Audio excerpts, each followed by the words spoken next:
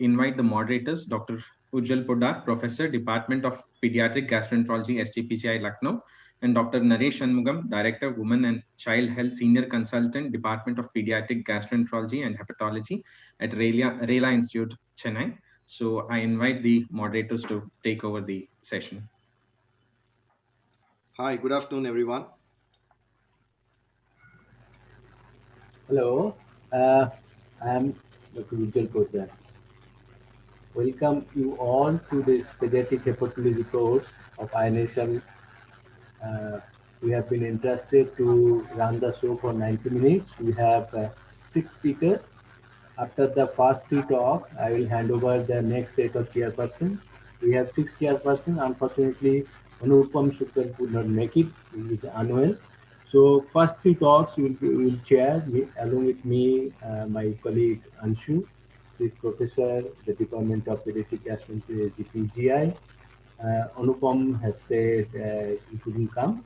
And next set, last 3 talks will be chaired by Avan Agrawal, Nirav Goel, and Sadhna Lal. So we are supposed to start with our international speaker Anil Dhawan. Unfortunately, there's some communication gap, so he couldn't make it on time, but he will be talking as a second speaker. We will start our session with the first talk with Professor Seema Alam. She is a professor and head of pediatric hepatology at ILBS New Delhi, and she will be talking on acute liver failure management beyond the traditional supportive care like hemofiltration, plasmapheresis, etc. Can I request Seema to start the session?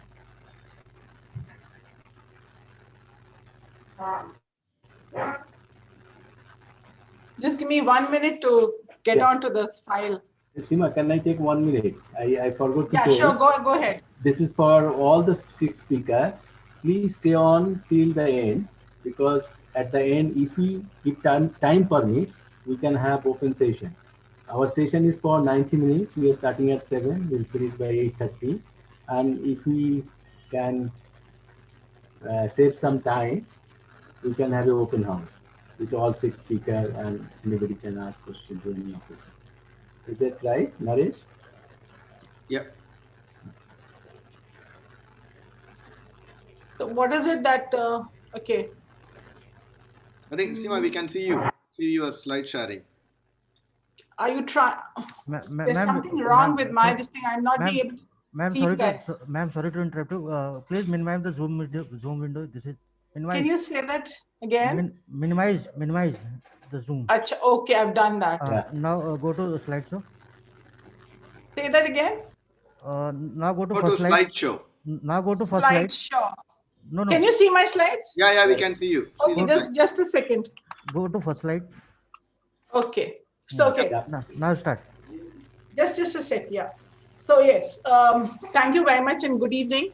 I've been asked to speak on hemofiltration, plasma exchange, biological assist devices in the management of PALF. And in the interest of time, I declare here I have no conflict of interest and no disclosures to make. What is the basis of these liver assist devices to be successful to some extent? Hepatocyte damage causes the release of DAMs, that is damage associated molecular patterns, which cause macrophage activation, cause monocyte activation, release a lot of cytokines, creates SIRS-like situation where it is a pro-inflammatory monocytes and pro-inflammatory neutrophils circulating with their cytokines. And if you can remove them with the help of something like an HVP high volume plasma exchange, then you would not allow the attenuated monocytes and a neutrophil kind of picture to happen, which causes the extrahepatic tissues to be involved and causes tissue destruction. These are the other substances apart from what I've just talked about, which can cause hepatocyte damage, can cause complications of ALF to happen. And these may also be removed with these devices. So what are the extracorporeal liver support devices? They are artificial devices, they are bioartificial devices. Among the artificial devices, you have albumin-based, which are single-pass albumin dialysis or molecular albumin reabsorption system, that's called MARS. Artificial liver support are also non-albumin based, which are more, more commonly known or popularly known. These are therapeutic plasma exchange and continuous renal replacement therapy, also known as CKRT, and a combination of both. So these are the various devices which are being used. Now, what is the difference between these devices, between the artificial and bio-artificial? Why is it important to have a bio-artificial? Artificial device will only be easy to use and it emulates the pathophysiological features, but it lacks the synthetic activity, the synthetic, functions which should happen. They do not have synthetic functions and they are costly, but the bio-artificial ones are even much more costly. They have synthetic functions, but still we do not have a truly bio-artificial liver support system. They need cell source, they need critical bioactive mass, and there may even be a potential xenotransmission of diseases through this and would be exorbitantly expensive. So these are the few. What is happening? It's not shifting. I'm not able to go to the next slide. Ma'am, So now coming to the first slide, that is the CRT in liver failure. How does it help? This effectively removes the water-soluble toxins, including ammonia, potassium, lactate, urea, and creatinine. What are the indications of CRT in children with acute liver failure? It largely looks after the metabolic abnormalities in the form of hyponatremia, increasing lactate, increasing metabolic acidosis, advanced hepatic encephalopathy with or without ammonia rising, and kidney dysfunction. So these are the various indications for which you would start the CRT. This is another study where it was done in adults with liver disease and it help with the ammonia clearance. This hemofiltration can cause ammonia clearance, especially so if you have a very high ultrafiltration rate and you keep on increasing ultrafiltration rate to help out with the ammonia clearance. This has been seen that in the same patients, after 24 hours of starting the CRT, you could see the ammonia was significantly decreased. So high volume CRT, that is at the rate of 60 to 90 ml, although expensive, but improves the hemodynamic stability, vasopressor requirement, fluid overload, lactate, ammonia without much rapid fluid shifts, and hence it helps. It also causes a lowering of body temperature, which in some ways may be helpful in management of ICP and ALF. This is one study which was done in children and where they did 45 children with ALF was started on CRT. Overall survival rate was 58%, 73% of which had a successful liver transplant and 27% had spontaneous recovery. Indications were the same. What is important here is that the CRT patients had a better survival than non-CRT. Even the authors feel that an early CRT can manage both AKI and toxin accumulation and create an environment which is conducive to regeneration and successful liver transplant. So they suggest an early CRT, and what they have seen is that in their own center, when they were not using early CRT, that is before 2011, they were not doing so well with the CRT. They further also reported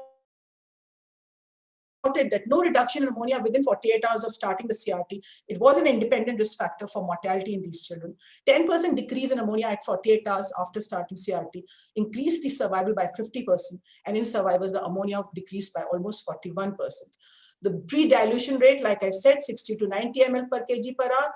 This dilution rate or this amount of fluid can be raised to almost double if you see that the ammonia clearance is not happening or the clinical status of the child is not improving.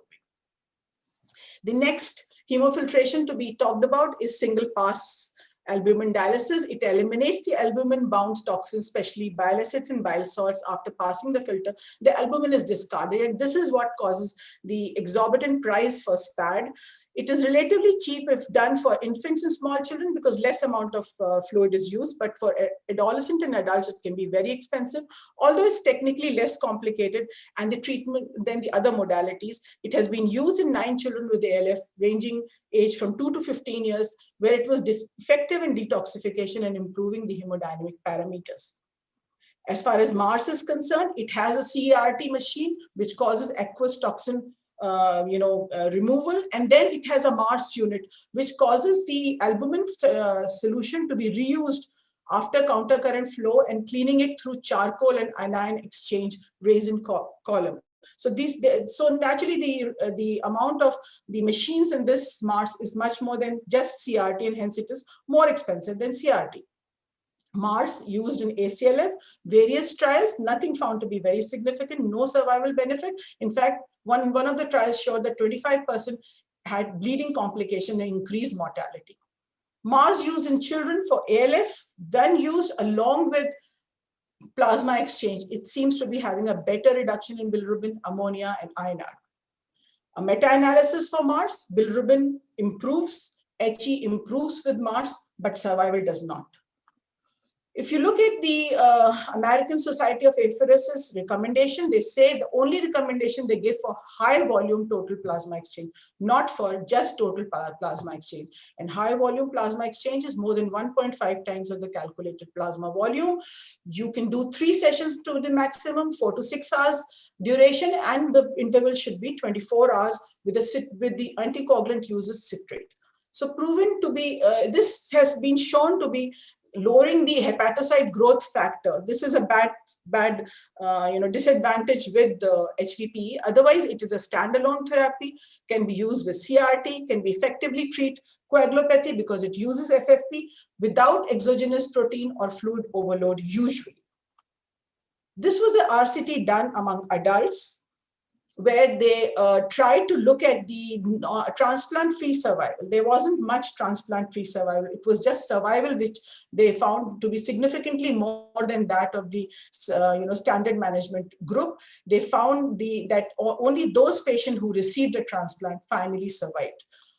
Now, these authors further say that if you look at these groups, there were significantly fewer patients in the HVP group for CRT compared to the control group, despite similar creatinine at enrollment. So there were less patients who were needing CRT in this group. Surge score also decreased by the day second in the HVP group.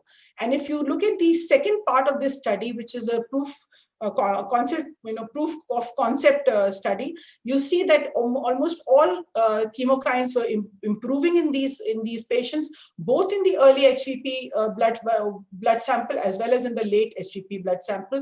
But it was only IL-6 which was improving in the early HVP, decreasing in the early HVP blood sample. Feasibility of HVP in children, is it good? Yes, it is, because plasma exchange does not require additional devices. And the extracorporeal volume relatively is low, so you have all the body size filters and tube systems are available for HVP even in our country. So therapeutic plasma exchange, does it really help? Yes, it does. But the big question is, it may help all otherwise, but does this translate to improve survival? We have yet to see that. There are some complications of therapeutic plasma exchange, but most of them are transient and preventable. Now, to look at these 4 devices, extracorporeal devices, just one study which has looked at these devices, I would just quickly tell you the prices and not look into this very busy slide. The least expensive of them is the plasma exchange. HVP is the least expensive, then is the CRT, and then these two seem to be much more expensive, SPAD being the very expensive one. So these two being less expensive than the other two should be I think should be the ones that we should be thinking about. This was the protocol that was proposed by Texas Children's Hospital, where they used CRT, plasma exchange, as well as Mars together and made it into a hybrid therapy protocol. And they said that with a threshold of ammonia of 75 micromole per liter, they could transplant all their patients, 100% of their patients, bridging with these therapies. But the very important, criticism of this study was that the plasma exchange and CRT can remove both water-soluble and protein-bound toxins. So why were we using Mars in this? We did not need to use Mars and increase the cost of the treatment. As far as how to use these two modalities together, use them combined, use them one after another, which one first, which one later, is what is another question raised now. And it's said that whether used before or after, they seem to be doing well. The combined or the sequential also do not have much difference from each other, except for an insignificant amount of adverse events in combined. Extracorporeal liver systems, meta-analysis, no, HE may improve a little bit, survival does not seem to be much improved. Bioartificial liver systems, this is the only one which is available. Scaffolds, where you have human liver progenitor-like cells being used in porcine liver failure with some significant improvement, but still scientific, still experimental. I conclude the suggested ELAD protocol that we use in our setup is a patient with pediatric acute liver failure, you have an indication for liver transplant very clearly present, list him. If you don't have a donor or there is a delay in liver transplant, consider giving CRT and TPE and initiate this for till you can take him up for a transplant. If supposing there is no donor or there is a contraindication to liver transplant, carry on giving this for 72 to 96 hours and then allow the spontaneous recovery to happen, if at all. If it doesn't happen, tell the parents and and take off these therapies, because they only increase the cost of treatment. Apart from all this, we must be using them in scientific trials, which is the need of the hour. Thank you. Thank you, Seema, for your nice talk. Before some question comes, can I ask you? I don't know. You have skipped that your experience of plasma, high volume plasma in acute fulminant Wilson. Yeah. Yes, I did not say it here because the reason why I have not used HEP, and we have discussed HEP in the last Wilson's webinar that we were doing. I have not mentioned it here very consciously, and the reason being that I do not consider Wilson's disease as a truly acute liver failure situation. I feel there you have cirrhosis going on. It is not clearly a SIRS-like, truly ALF-like picture. And there, if it is helping out, the HEP is helping out, it is only helping out by bringing down the copper load, not by improving other conditions, just give the message. Just give the message from your study that in a setting of acute fulminant Wilson. From acute fulminant Wilson's, whether you call it ACLF, you call it fulminant Wilson's, you call it Wilson's induced ALF, either of these things, I feel that HPP has its unequivocal, completely. There is a role of HEP in those patients, especially if you have a patient who has come to you early. If he's gone on to have an INR of 5 or 6, it's very difficult for us to handle those patients, but anything up till 4, we can easily handle those patients and bring them down. Correct. I don't see many questions coming in. Anil, I would. Thanks, Seema. Just one comment. Yeah. I think we need to give a strong message to the intensivist not to do TPE in setting where there is no transplant. Essentially, that I said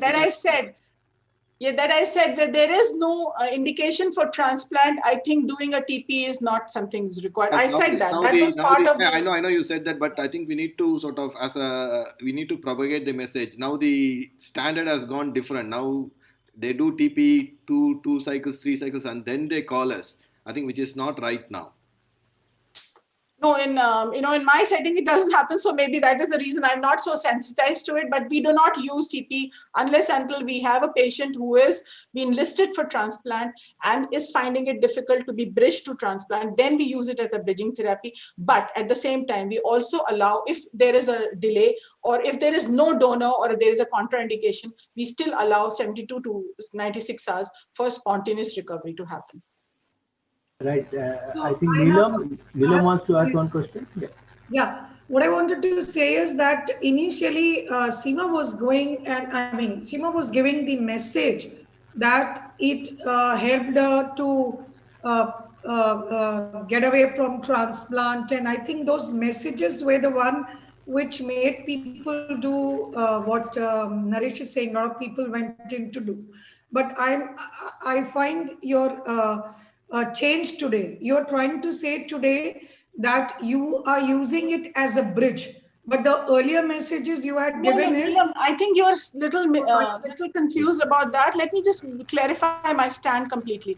When it comes to Wilson's, I have I don't mince my words in saying that we do need HEP, and it sometimes can be a lifesaver, and we have much more spontaneous recoveries. In fact, there are recoveries to the tune of 40 to 50%. This is in Wilson's. I'm not talking of the acute liver failure setting. In acute liver failure setting, you may have spontaneous recovery to about 25%, maybe 20 to 25% I or get you. 30%, not So more now than the that. second message is even in that Wilson's, which you were giving the message, and I remember Anil and me were not agreeing at that time a couple of months earlier, is that even in that there could be a cutoff of an INR and an encephalopathy. There, I would really request that you look into that data carefully. I did mention Was that, Neelam, let me just clarify. When I was presenting that paper, it's due to be published. When I was presenting that paper, I mentioned very clearly that all those patients who improved or were transplant-free survival, they were the ones who had HE grade 1 to 2. None of them were grade 3 and 4. All of them who were grade 3 and 4 did not reach transplant-free survival. So this was very clearly there in our setting. the highest INR that you got away with without doing a transplant? I was just mentioning it to this thing that anything up to 4, we have been able to bring them out. Although in the paper, INR has not been the very indicator of survival, but this is what my experience says from the patients that we have been doing. Thank you, Shima. Thank you, Neelam. I think it will be late if you don't ask for the next speaker to come in. Thanks, Shima, for giving a clear-cut message. We need to have this kind of bioartificial support, but in a liver transplant setting, not as a standalone therapy in most of the cases. Thank you, Shima. Now we'll move on to the next talk. May I ask Anshu to introduce the next speaker? Anshu, please. Usual. And good evening, Dr. Dhawan. We all know Dr. Dhawan very well. He is the director of the pediatric hepatology, gastroenterology, and nutrition and Alex Mowatt labs at King's College Hospital, London. And he's going to talk upon a very important topic, and that's how do the children fare in the long term after liver transplantation. Welcome and good evening, Dr. Dhawan. Thank you, Anshu. Good to see you. You didn't show your face in the Wilson meeting. You were listening carefully that day.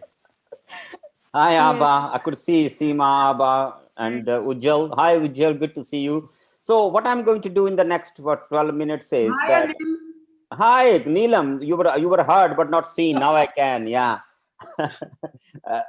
So next 12 minutes, I'm going to give you a slightly different new concept. The paper is under review, so I'm just sharing you data. It's not been peer reviewed yet. What started is we published last year, early this year, in Lancet, that there are unacceptable failures in the outcome of liver disease in UK. So it was a paper just to look at how the liver disease community is doing overall, adult and children. In pediatrics, I made a point that what we need to look for is a meaningful survival, not a physical survival. And that's the concept I wanted to just share with you. So I think you need to let me share the screen. I can't move my slides. Can you let me share the screen? It's not, I can't move the slide. Click on that or down arrow. Okay, fine. Okay. So just to give you this background, then the first paper that came out of King's College Hospital was experience of liver transplant in 100 children in 1992. And that goes back to paper children transplant from 1983, which was a joint program between Cambridge and King's. And what you find here is survival, 1 year survival was only 71% for the first cohort. Then it is significantly improved to 86%, but graft survivals were pretty low. This is the program at King's, how it evolved. And our outcomes grossly, if you look at, we say that acute liver failure, long terms are in 70%, and chronic liver failure, chronic liver disease are in 90s. Now, if you look at the factors, the disease determines it and the age determines it when the transplant happens.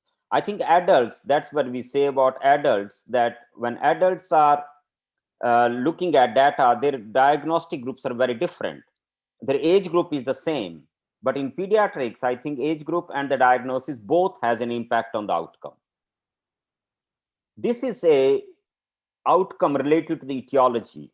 And if you have a cholestatic liver disease versus metabolic, so metabolic ones were doing the best and cholestatic ones here. Long-term survivals in 80% excess. But acute liver failure continues not to do that well. If you further look into the age, and if you look at the graft and patient survival, so if you look at here, these are under 2, then there are 3 to 10, and there are 10 to 11 to 20 years age, 11 to 18 years of age. What it means is that as the age goes up, and particularly teenager, your survival changes. And that is something we have experienced as well. And survival is dramatically different after 5 years in the children who were transplanted between the age of 11 and 18 years. And survival is as bad as cancer. So if you look at these survival graphs, what they're showing is biliary atresia, acute liver failure, cholestasis, and the worst one is cancer. So their survival is not very different than cancer patients. Now, what causes loss of graft in the long run? This is a data of the Pittsburgh group, and what they found is they have a patient survival in excess of 94%, but graft survival of 90%. In their data, chronic rejection was listed as the most common cause. The reason I wanted to bring to your attention is we need to know the causes, what kills them, and if you can address the causes carefully, then we can improve the survival. But if you look at the data that came out of a group from Pittsburgh, subsequent paper, and they did a meta-analysis and they looked at multiple studies, the Nebraska group, the mortality was highest because of infections. But if you look at the Rickman, the Chicago group, 11 infectious out of majority of causes, 11 out of 15 died of sepsis. What this shows is the sepsis is a longer term, one of the major cause of death. But what you have to remember is it's in the background of something. It's not a normal liver, normal patient when the sepsis kills. There's always something, but the terminal event is sepsis. So sepsis needs to be paid particular attention. I'm going back to the slide just to bring your memory fresh in your memory that survival after the age of 11 is significantly poorer than earlier transplants. This is our own data, and we have a shared care clinic that joined by adult and a pediatric hepatologist. And that we have looked at 36 years data, and we looked at particularly when we started this clinic versus the patients who had a transplant before and went into the common without shared care or transition clinic, their survival was significantly different. So the yellow one are the ones who were before the transition clinic, and these ones are the after transition clinic. And that's a stark difference that just the way you manage does improve your survival. And we can discuss it, what contributed to that. Now, coming back to the first slide, I showed you the unacceptable failures. And what I meant was the concept of meaningful survival. Meaningful survival, I believe, is that it's not just the presence or absence of a disease. We need a physical well-being. It should have a preserved mental health, school performance, educational achievement, and employment, and ultimately social well-being. If you don't have all those, then we are not complete human being in today's competitive world. So by giving these people mere physical survival is not good enough.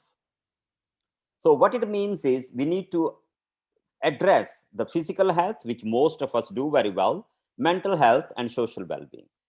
So we did this study, and this study started very early on in 2004.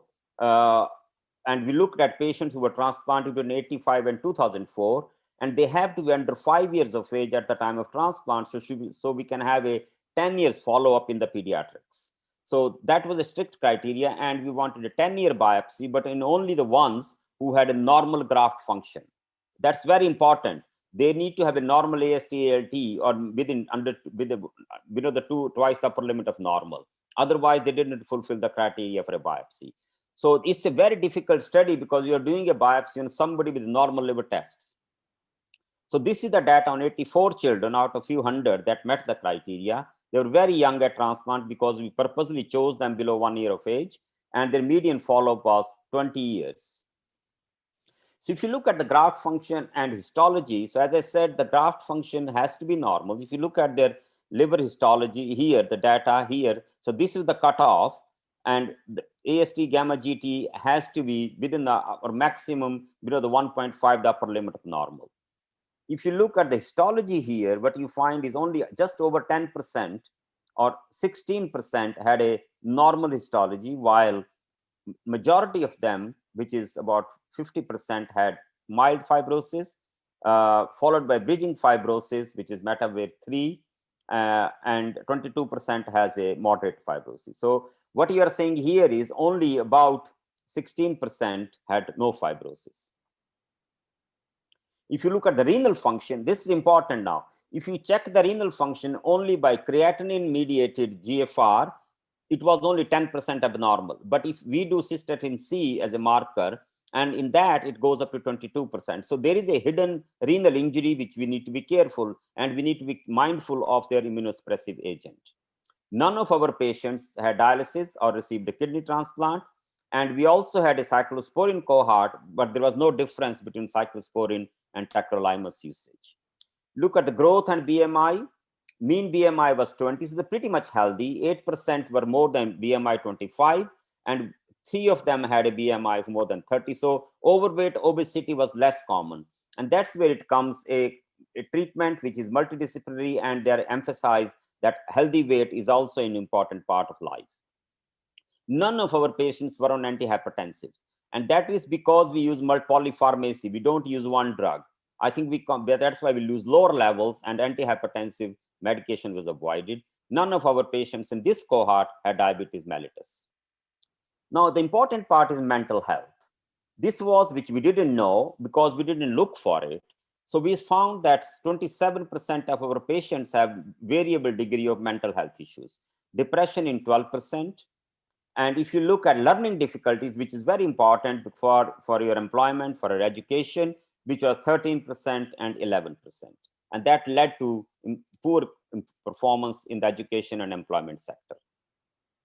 The social well-being, if you look at how you are looking at the tobacco, the alcohol, other addictions, and non-compliance.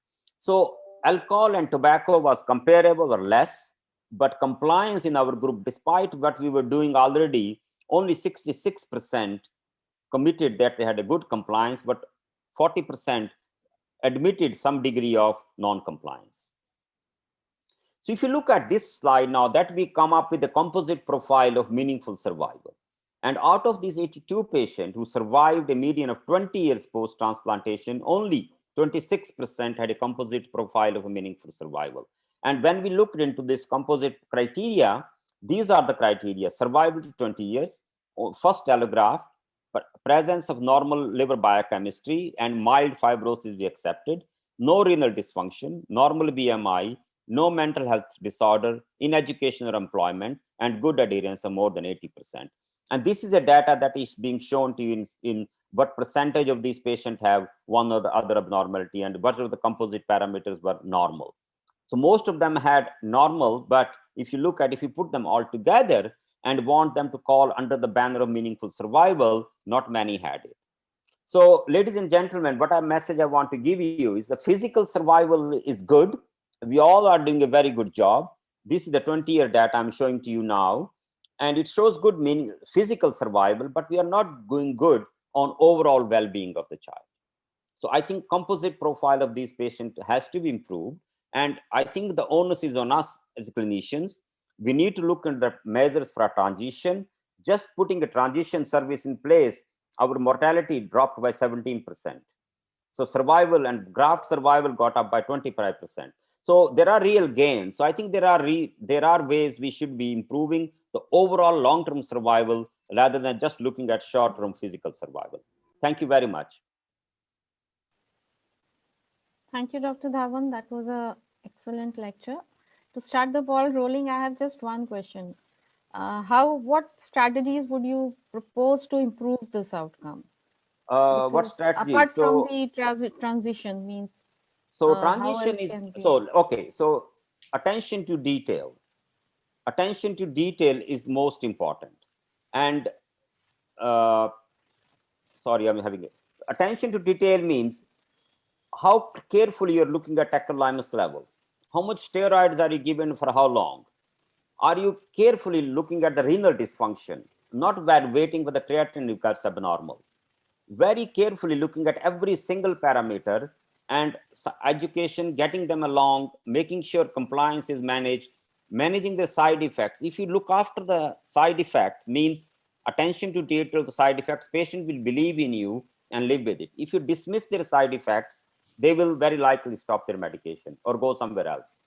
So attention to detail is most important. Setting up a good transition service to moving them to adult is the second one.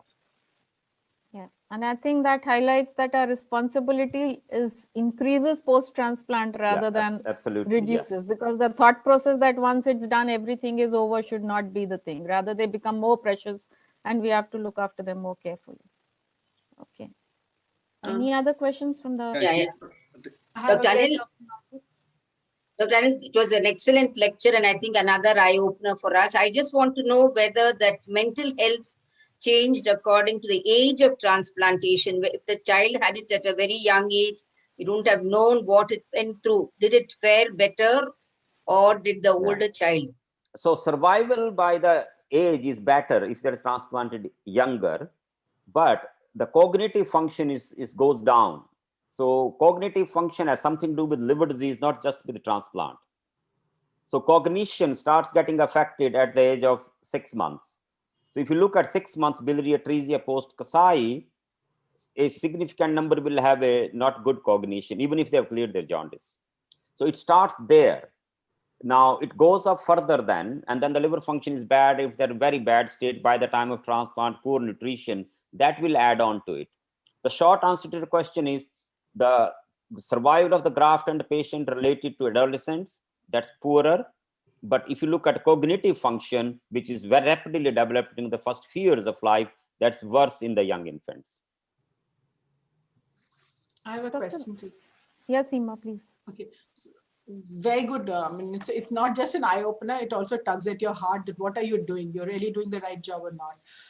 Especially for me, sitting in India, because we know that doing a learning disability complete chart out for each patient may not be an easy job for a liver-specific hospital like mine. And I think we need to do this. We do have a pediatric neurologist with us, so we should be now starting to do that more in detail. I wanted to ask you that we do look at the cystatin C, but we look at just the cystatin C without calculating the EGFR. And what is the cutoff for cystatin C that you usually, we keep it as 1? So 1 is a bit on the higher side. So 1 becomes abnormal, but if you go to 0.8, you will be better off. Okay. And as far as the neurologists go, I wouldn't spend money on a neurologist. Don't spend money on a neurologist. They're very expensive. Go to a psychologist.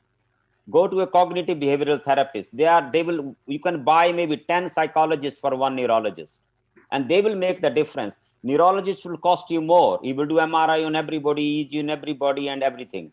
So go for a psychologist or a cognitive behavioral therapist. Okay, sir. And there are developmental pediatricians who are doing that, what he's saying. Yeah. What I mean is developmental pediatrician will be a pediatrician. What I mean is what you need is an identification which is better done by a psychologist, child psychologist, or a neurodevelopmental psychologist. And they are much more engaged than trained pediatrician of development. They are very good at physical disability and looking after the child as a whole. That's how I see it. That's what I've learned. So we have not, I've got 2 PhDs, 2 students and 2 postdocs, PhDs. And they cost the same amount of money that 1 consultant. So that 2 psychologists equal to 1 consultant cost. But in India, I think it's much different. You can have maybe 10 psychologists for 1 consultant. Did the family structure affect the behavioral and this mental health issues? Yes. So if you have which is uncommon in India, unless it has changed since I left, single families don't do well, single parent families. Poor socioeconomic status is African American race in North American setting don't do well. So these, I think socioeconomic status comes into picture. 2 parent families tend to behave better than others. but we don't see in public. Otherwise, people will say you are against single parents. There's a question from the house saying that does the etiology prior to liver transplantation have an effect on the mental well-being? Good question. So we haven't discussed it that details. If you have so there are three things. Some conditions, if you look at acute liver failure, if their intensive care stay has been bad, they have intracranial event, then yes, that will determine.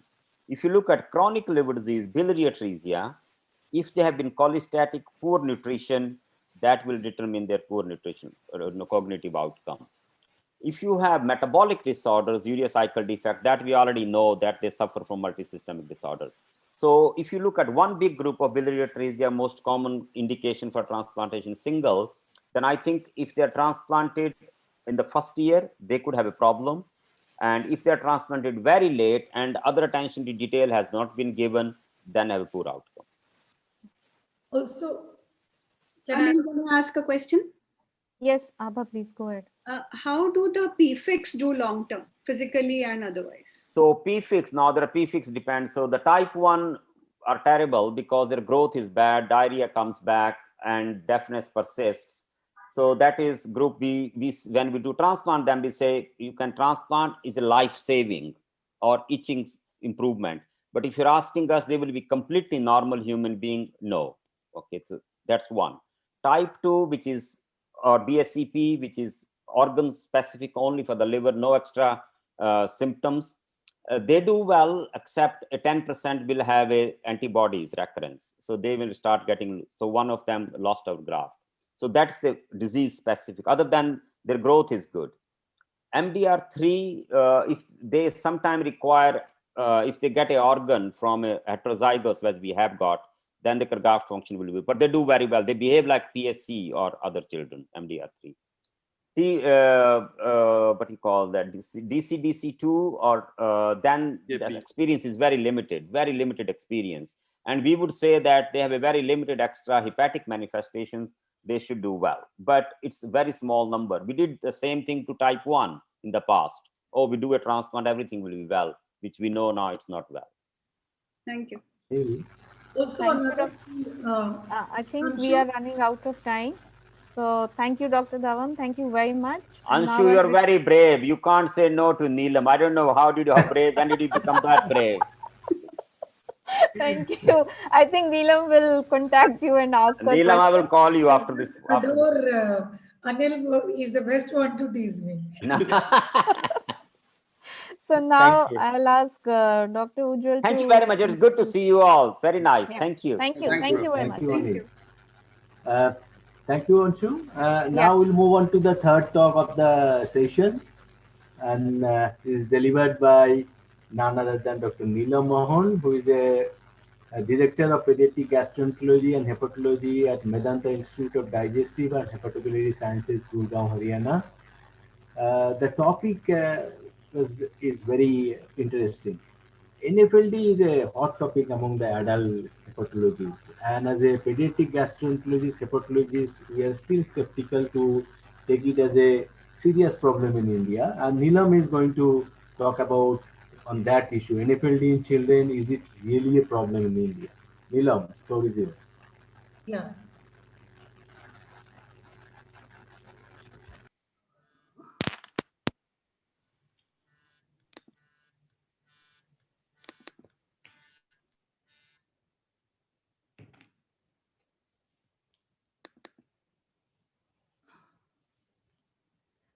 Can you see my slide, please? Yes, ma'am. Go to full slide. Yeah, thank you. So I'm just restricting myself to the exact, my speaker is on, right?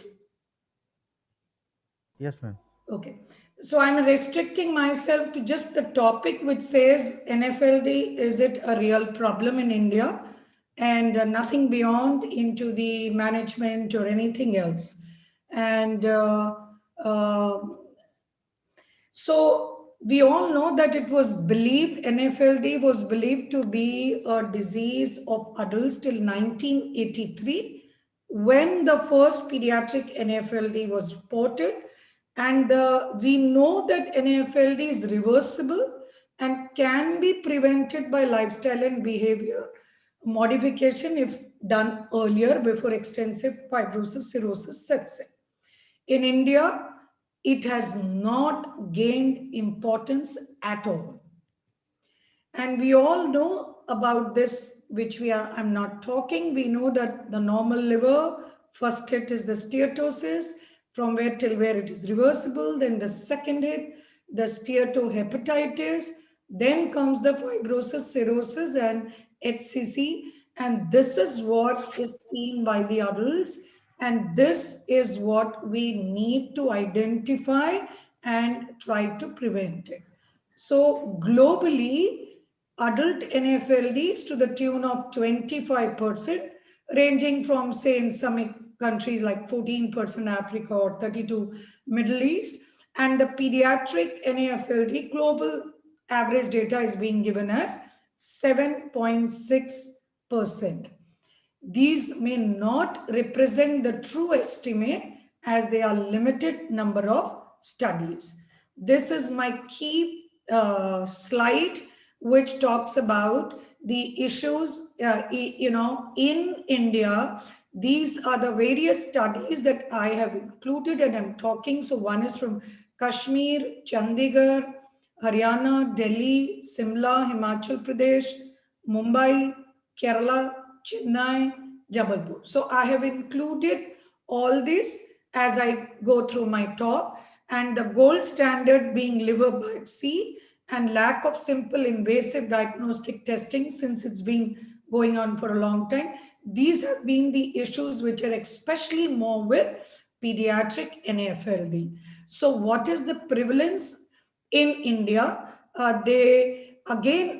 Two things I would like to emphasize, that the true prevalence in the community is difficult to say, because most of the studies are either in selective age group or in obese, which I will follow subsequently. So in this, as you are seeing, in this studies, there have been a selective age group that is being there. In Kashmir study, 1,000 children school going, ultrasound based, they said the prevalence was 7.4. In North Indian urban school involving Delhi and NCR region, 5 to 10 year study, and Dr.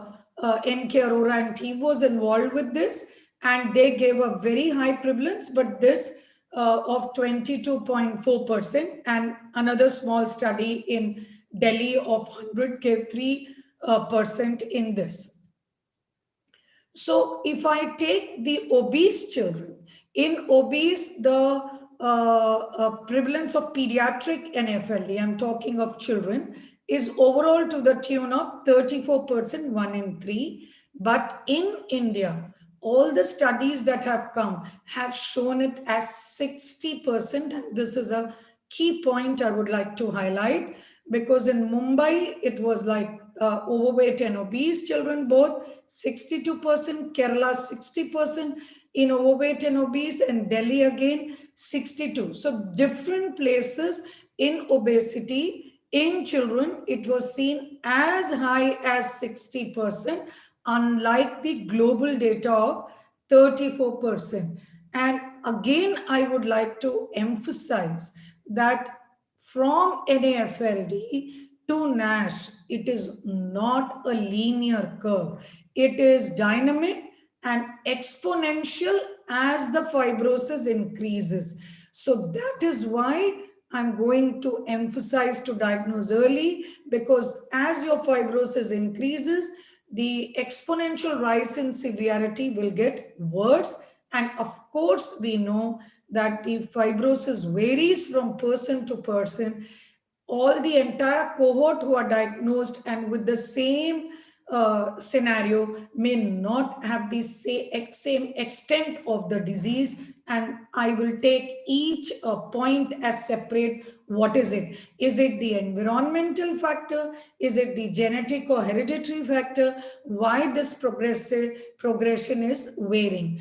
In the genetics, let me highlight that in the Indian data, which I've been talking, is that the two genes, which was the SNP singular nucleotide polymorphism in the PNPLA3 and in TMC6SF2, they have been exclusively found to be consistently increasing the risk of NAFLD despite significant differences within the ethnicity.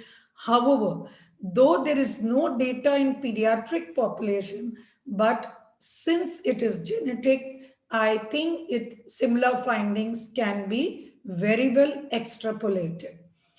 What about the epigenetic factors? The exposure intrauterine to a high fat have been shown to have more severe hepatic fat accumulation and development of NASH in the offspring in experimental models, and women in India try to eat a very fat diet during the pregnancy. So trying to look at the genetic and the hereditary, we also know that in twins, there is 22 to 38% concordance to see in them. And in the environmental factors, I'm going to now show you studies in India, the dietary habits, physical activity, and more importantly, the clinical profile or the metabolic disease matters a lot.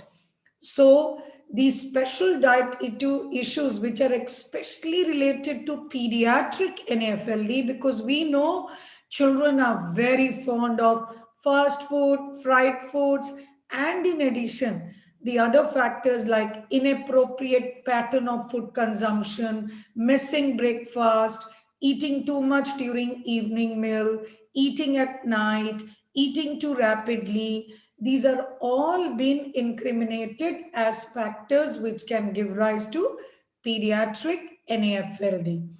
3 studies I'm going to quote. This study, the case control study in 2001, showed that in the NAFLD versus the NAFLD, non-NAFLD control, there was definitely a high intake of total calories and carbohydrate and fats. In this study, recent from Punjab 2018, where they again looked into the nutritional assessment in obese children with and without NAFLD.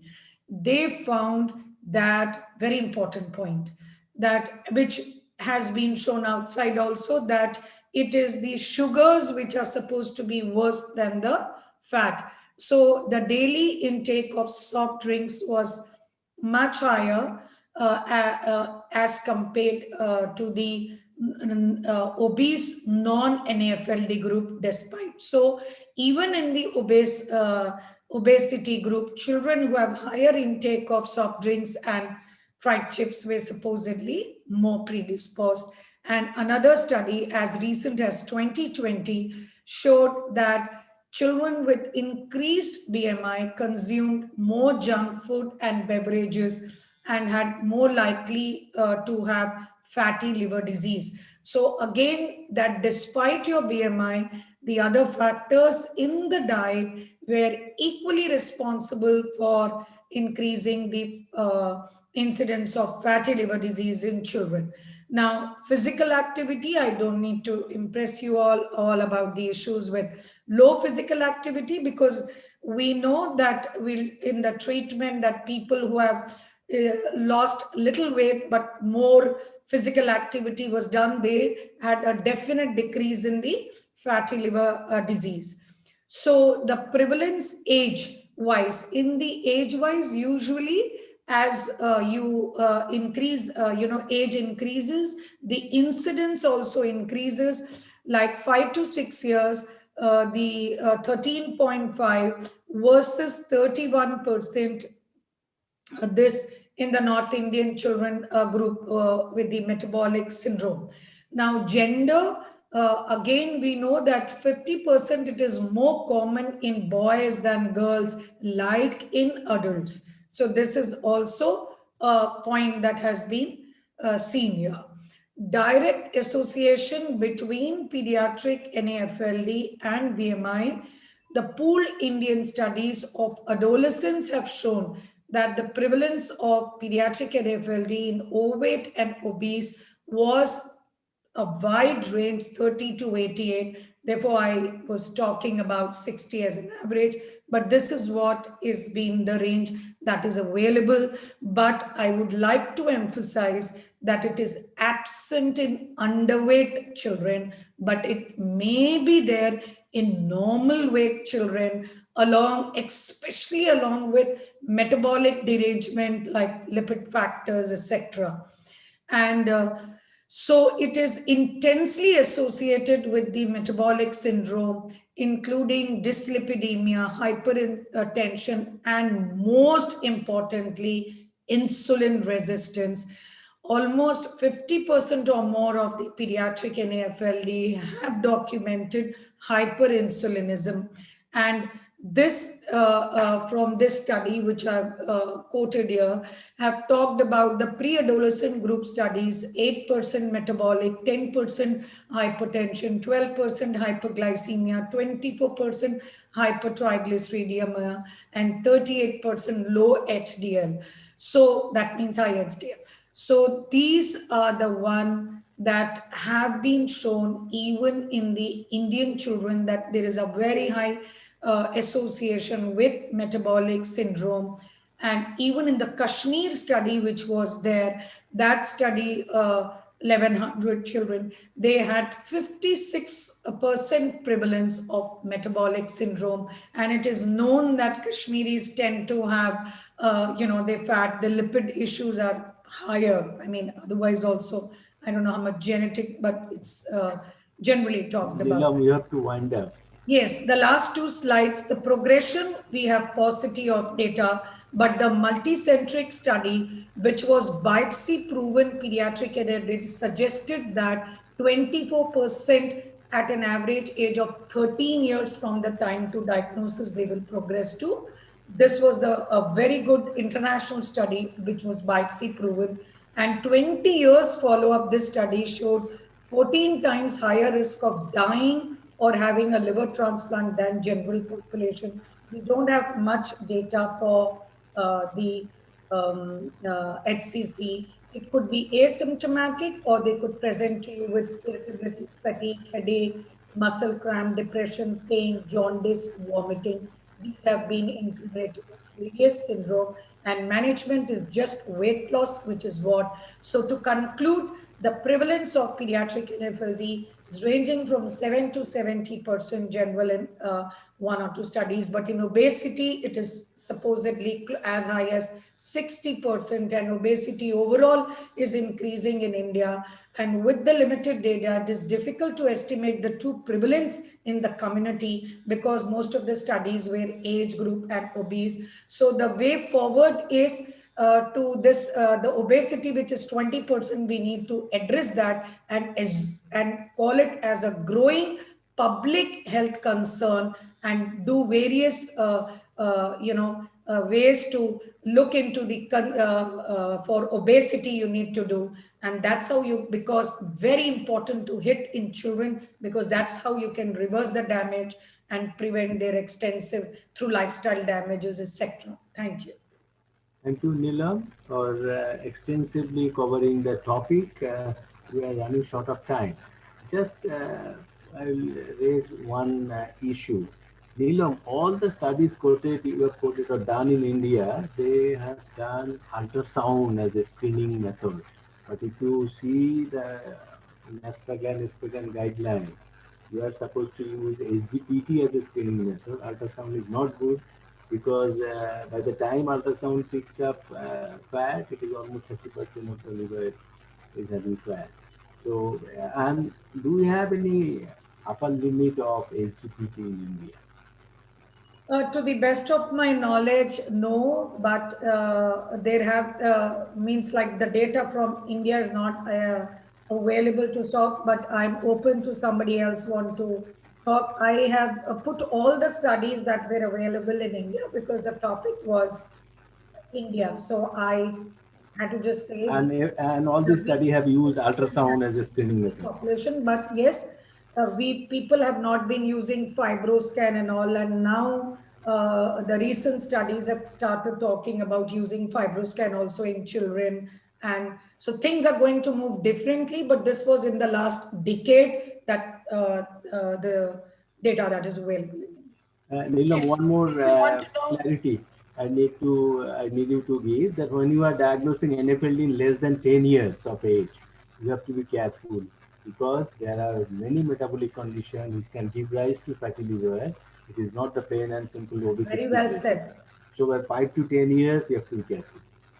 Very well said. Therefore, I personally feel, and I would like comment from Dr. Dhawan, that I personally feel I use only fibroscan to talk about the fatty liver, because it also gives me the KPA besides the CAP. What is your opinion on that? Because obviously, when we call a person as fatty liver disease, or beyond doubt, we do the Wilson screening and the basic screening in that group before we call them as a fatty liver disease.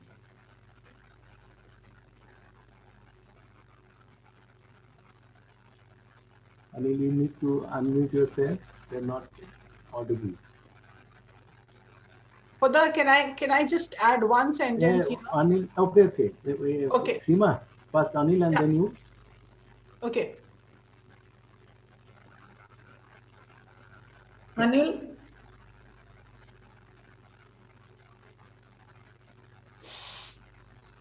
You need to unmute. Gita 25 बार बोल दी हूँ कि meeting में हूँ, कितनी बार तेरे को लिख रही हूँ कि I can't.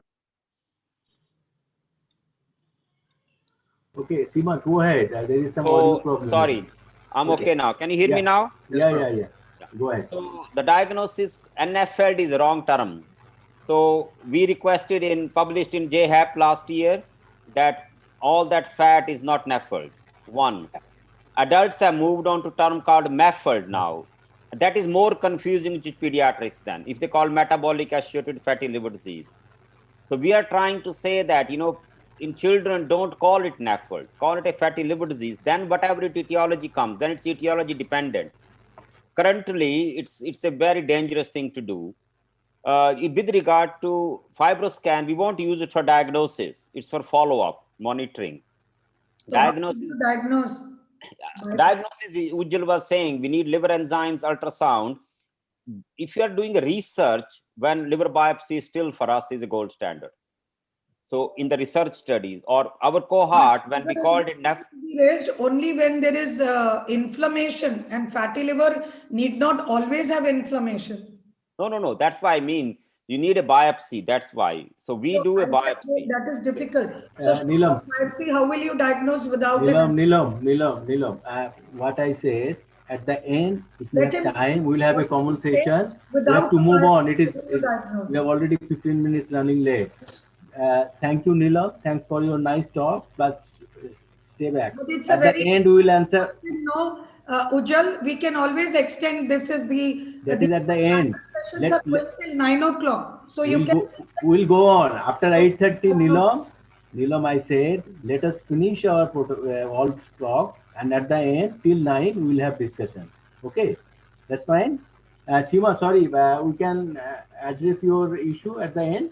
Let us move on to the second set of talks. Now, I will call upon the other three chairpersons, Dr. Abha Nagral, Nirav Goel, and Sadhna Lal. Please start introducing the next set of speakers.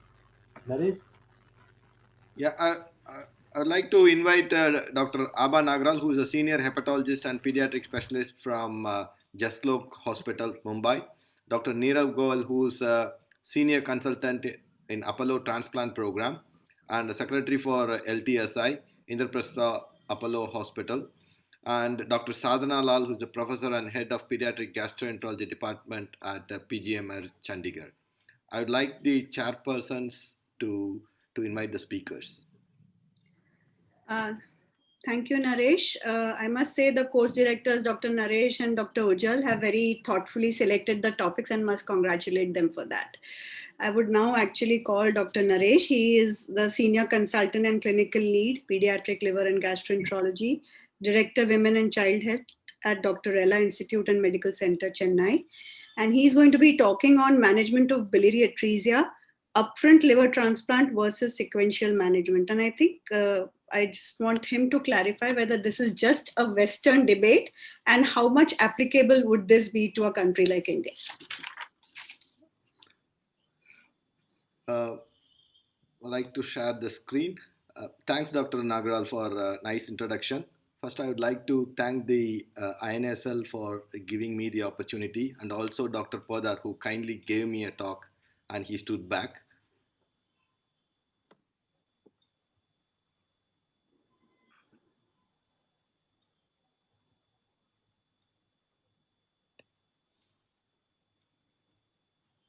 So let me start with this. So my topic is to discuss about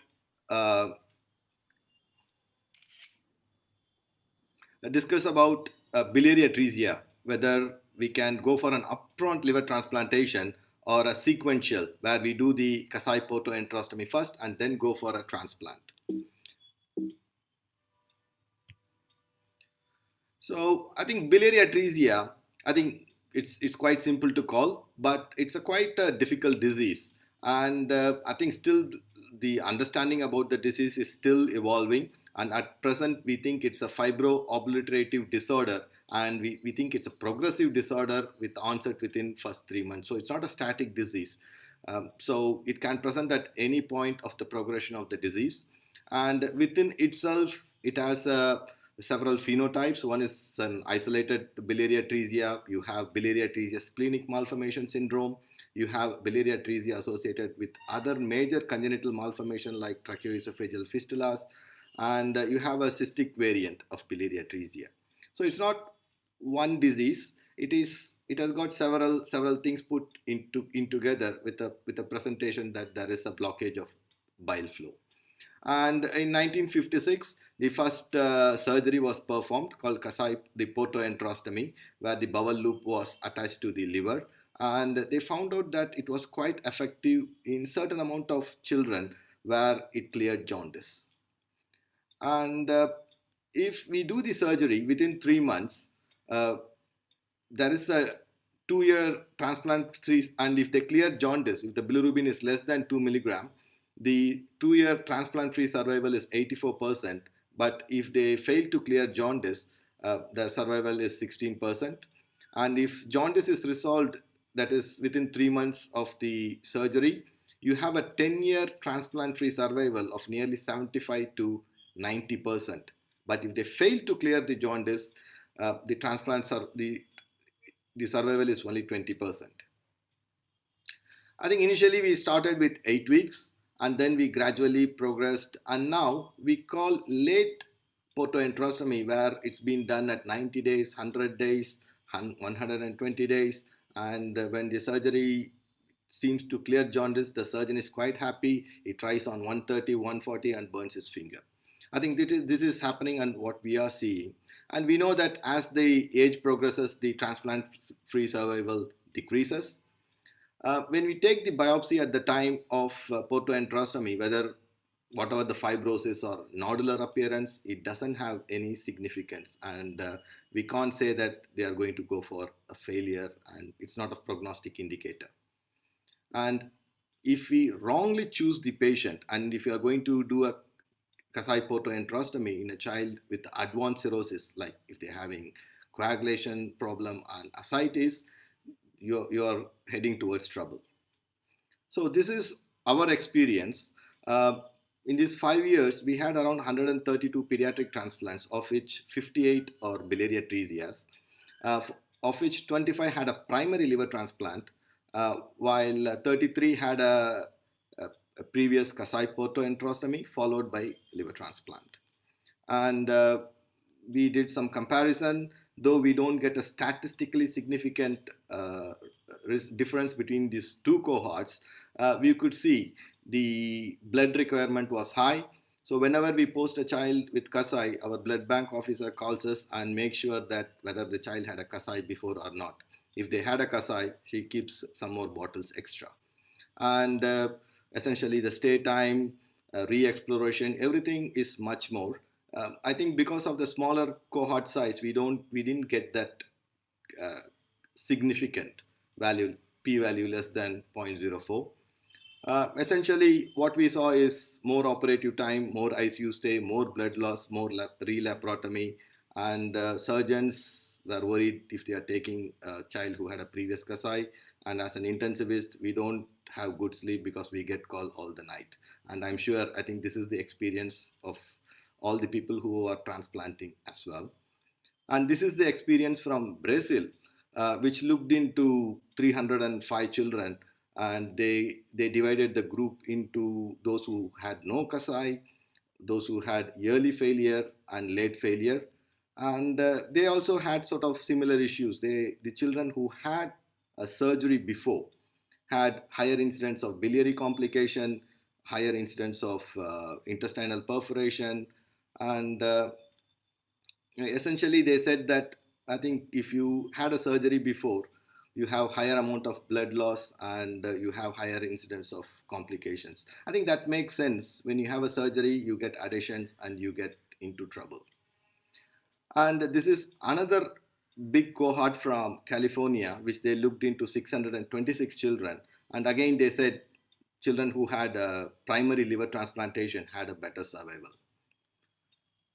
And they put this graph and said, yes, it looks like children who had primary liver transplantation had a good survival compared to those who had a Kasai and then a transplant. So with these results, can we say that primary liver transplantation is best? Not really. I think the larger cohort from the California had a huge editorial about the design flaw, about patient recruitment, data collection, and there was a lot of criticism that the data, the way they looked into is not right. And what about our own data? What about the one which I showed in Brazil?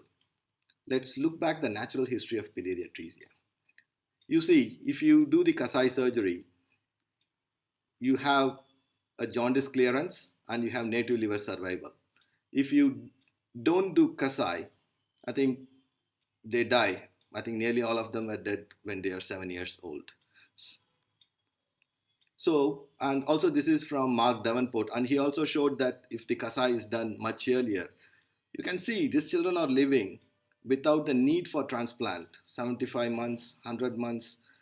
So if we look at the data, whatever I have shown, there is a cohort of patients who are well in the community, because if they are well, they are not going to come to us for follow-up, and they go to the adult side and again missed up. So whatever data we are looking at is not going to give the answer what we are looking for. So if you are going to have an argument whether we are going to have a Kasai portoenterostomy and then transplant or primary liver transplant, I think this is not the right question, because whatever the data available, I think if you are trying to go back into whatever studies, we are going to miss those population who got well and in the community, and we are going to compare with those one with the failed Kasai and transplantation, and then we are going to come up with some answer. This is better and that is better. So what is the way forward? I think essentially our question should be different. How can we predict, or how can we choose the patient for Kasai, or how can we choose the patient for primary liver transplantation? Essentially, obviously, we know with the age, but again, there is a wide variation from 90 to 120 days, and people can choose any age. We know biliary atresia splenic malformation has a bad prognosis, but again, we don't have a specific marker where we can say no Kasai to a patient. Ductal plate malformation has a bad prognosis, but again, with the biopsy, it's quite difficult, because it's based on the place where you are taking the biopsy, so you can't actually tell about the totality of this problem in the liver. And bile duct size more than 200 microns is associated with good prognosis, but you can get this detail only in an explant liver. So the main problem comes here. We are looking at a wrong question. Instead, we should try to look into the predictors of outcome of primary liver transplantation or a Kasai surgery. If we find out this with this predictor, if we could able to predict, that somebody is going to clear the jaundice, then we should offer Kasai surgery. If with these predictors, if you are going to say that they are not going to do well, then we have to offer them a primary liver transplantation. But at this point, I don't think we have very strong data to categorize children into these two groups. Though we have some idea about this thing, we cannot categorize based on this at this point. So until we are going to find the exact prognostic factors and choose the children, I would say we should do Kasai portoenterostomy if the child is less than 90 days. And if it's going to be between 90 to 120 days, if there is no synthetic failure, no ascites, still you can offer them Kasai. And if the child is going to be more than 120 days, then rather than trying heroic KPE, better for a primary liver transplantation. Always the goal of Kasai surgery is postponed transplantation. Essentially, it gives time for the child to have his vaccination. It gives time for the child to grow so that the surgery is slightly easier. So with this, I would like to conclude that at this point, we cannot actually take a call on which is best. At present, with the current evidence, we should go for a Kasai portoenterostomy first, followed by liver transplantation. Thank you. Thank you, Dr. Naresh. That was a very balanced talk. And I think you very rightly said that the patients who come to you, there would be some kind of a referral bias. They would be sicker, and therefore you would be more prone to subjecting them to a transplant. What would you think, and I ask a question, would be the ideal age? Suppose you pick up Kasai at 15, 20 days of age, very early. What would be the right time to do a Kasai? Is there any date which is too early for a Kasai? I would say that the fact that these children are presenting early at the day at 15 age, this is quite a severe variant of this disease. And I think overall, if you do the statistics, these children should do well. But on the other hand, if you're going to look at the disease severity, the earlier the presentation, the severity of, as I said, it's an evolving disease, and the severity of the disease is much high, so that the outcome might not be good as we think. I think as soon as we diagnose biliary atresia, I think we should go ahead rather than waiting, giving them time. Abha, can I ask a question? Yeah, sure. Right. So I think you what you said now makes more sense rather than the last slide which said less than 90 days do a Kasai. I would say that even less than 90 days, if the synthetic function is bad, you should not proceed. So the slide which you made 90 to 120, I think I would agree with you, Neelam, but this thing is not in our control. I think this is with the surgeons. And as we show the data, if there is going to be one case which shows that they had a successful Kasai at 140 days, the surgeon just goes and sort of tries I said if less than 90 do, I'm not saying no. I'm saying less than 90 days also if the synthetic function is. Of course, I entirely agree with you. It's an evolving disease. Even you if can the have child synthetic is failure at 60 days as well. Definitely, I would agree. Definitely. Seema has a question. Yeah, Seema. The questions, I quickly want to answer those two queries which have been raised. First, what Neelam was just saying about in 90 days and 120 days, I think that is very beautifully been answered by Davenport in his paper, where he says that even 20% of the patients who are more than 120 days of age and have received Kasai, 20% of those patients may not ever need a transplant. So should we let go of that one golden opportunity of doing just Kasai and not a transplant in that patient? And so I agree with you that if you do find a biopsy which is completely cirrhotic, you are going to create decompensation in that child. So that should be decided after you've done a biopsy. Most these patients don't come with synthetic failure. If they're having synthetic failure, there's something else going on. So that is for the first thing that that's my opinion, and Davenport's opinion too. The first question that Abha had raised to Naresh was, I completely forgot. Just how early can one? answering that, Naresh, I would remind you of the paper that the Texas Children's Hospital people are now, coming up with. They're looking at direct bilirubin and in the cord bilirubin also, and they're doing liver transplant at 4 weeks of age. And they're coming up with very good results, not needing primary liver transplant in liver transplant in quite a few of those cases. Their cases are doing much better than the otherwise. So I think that is one paper, that is one cohort that we should Seema, you are saying 4 weeks, they are doing Kasai portoenterostomy at 4 weeks. Yeah. Yeah, I think that would be absolutely a good thing to do and the right thing. Yeah, thing to do. Sanjeev Harapat has shared his data and they're writing again and again about it. I think earlier we diagnosed, I think it's the best thing to get the Kasai. And what I'm trying to say is, I think the disease variant, I think in Indian community, when a mother comes to you, I think only when the child is jaundice, I think the earlier they come, I think sometimes we blame the mother. What are you doing for 3 months at home? I think there is no point in blaming the mother because the disease is like that. I think the jaundice severity is shown at 3 months. That's why the mother is bringing at 3 months. I think rather than being rude to them. I think Dr. Naresh, I just had one can we, Nirav, sorry, can we wind up? There is time at the end to ask questions. Please back to the end. Yeah, I think we should move on to the next section. Thank you. Thank you.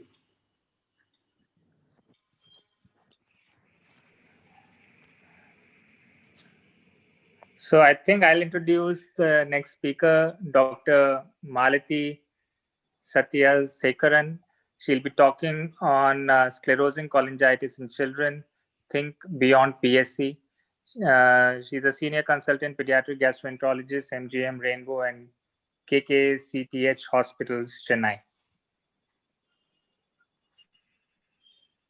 Good evening. I think I should thank the organizers for giving me this opportunity, and also wish to thank Professor Ujjal and Professor Naresh for including me in this galaxy of speakers. My topic is sclerosing cholangitis, think beyond primary sclerosing cholangitis.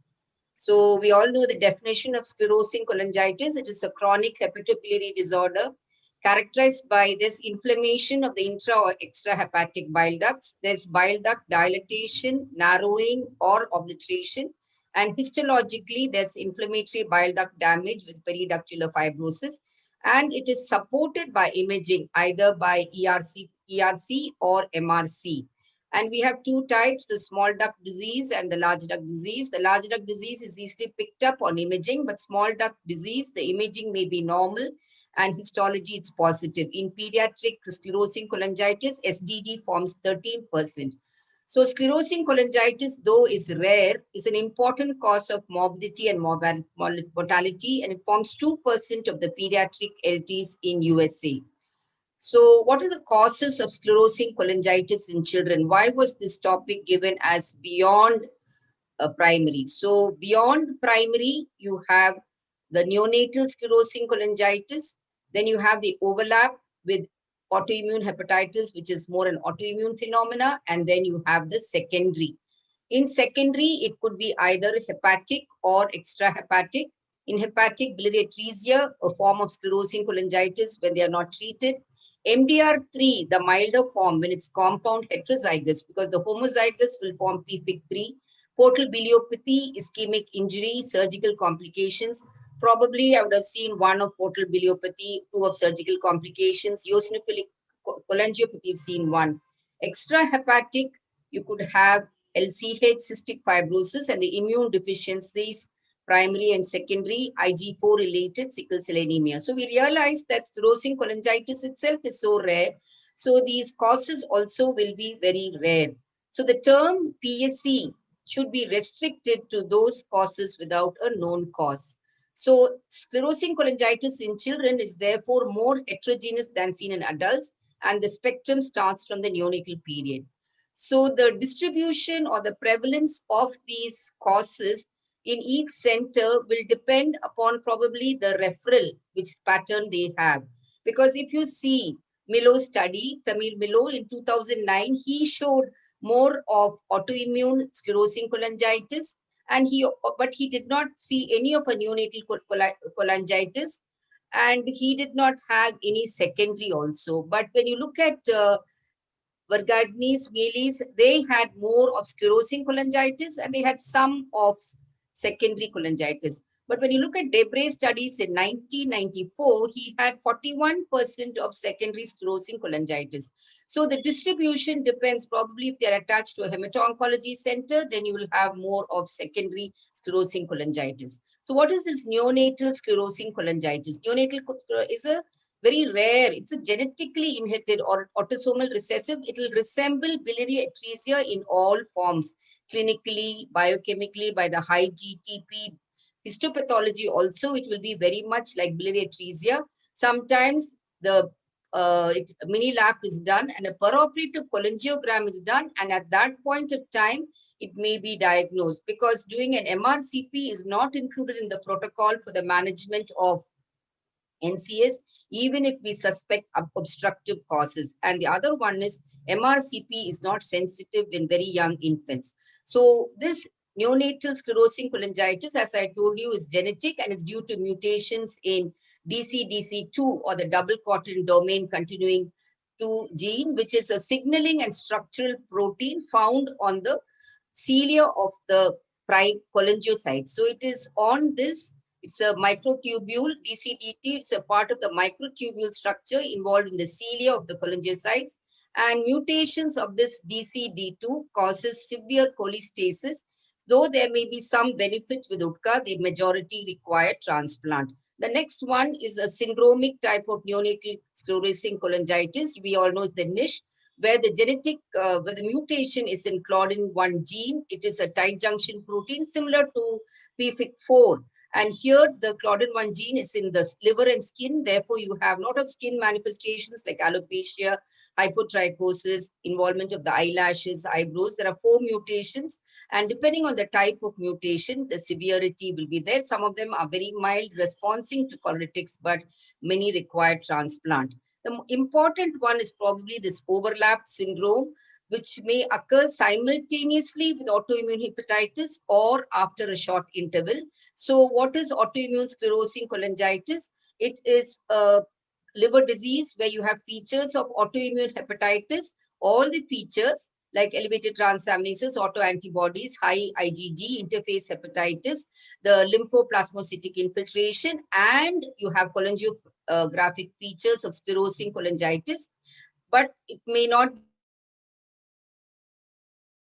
be there, as I told you, in small duct disease. So some feel it is a same phenomena. So this was a case which I had seen in 2008, which had all the features, had started on Vicelone 2 milligram per kilogram. The child was improving, the transaminases decreased, but 4 months later, as I was looking at the child, I found the GTP was high.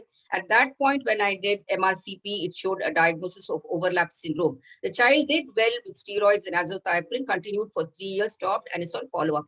But the number of cases which we just on oral, on the telephonic, when I was able to get, we got very few cases in Chennai. So the questions which come into our mind always is, do autoimmune hepatitis and autoimmune sclerosing cholangitis differ in clinical, biochemical, pathological features? Is it important to differentiate between the two? Are these different entities? Should MRCP be done in all children? And what is the long-term prognosis? So let us look at some landmark papers. This is probably one of the best paper to show the incidence and prevalence of autoimmune sclerosing cholangitis in Utah state of in USA, where they found that the incidence of ASC was just 0.1 per 100,000 children, much lower than AIH or PSC, and the prevalence was 0.6. The mean age 11.3 years.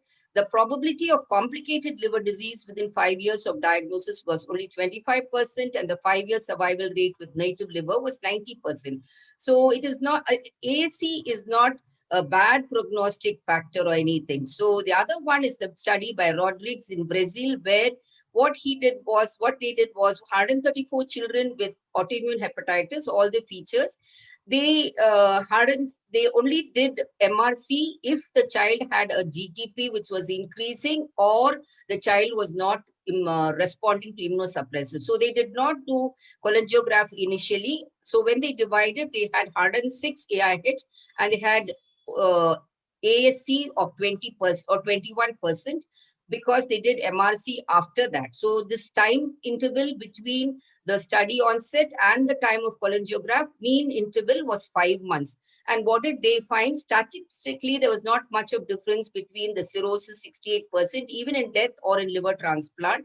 The only difference was they found that the girls were more in ASC, they were more asymptomatic, and relapse was more. So they concluded that there's no statistical difference observed between the groups in relation to prognosis and response. This is probably one of the best landmark studies done from King's Hospital, where 16 years, they took 55 children with antibodies and elevated transaminases. Here, everyone underwent cholangiography at the time of in starting the study itself. So they did ERCP in 51 and MRC in the rest, and they did sigmoidoscopy and the rectal biopsy. So they had 28 autoimmune hepatitis and 27 autoimmune sclerosing cholangitis, and they found that the clinical and biochemical parameters were the same.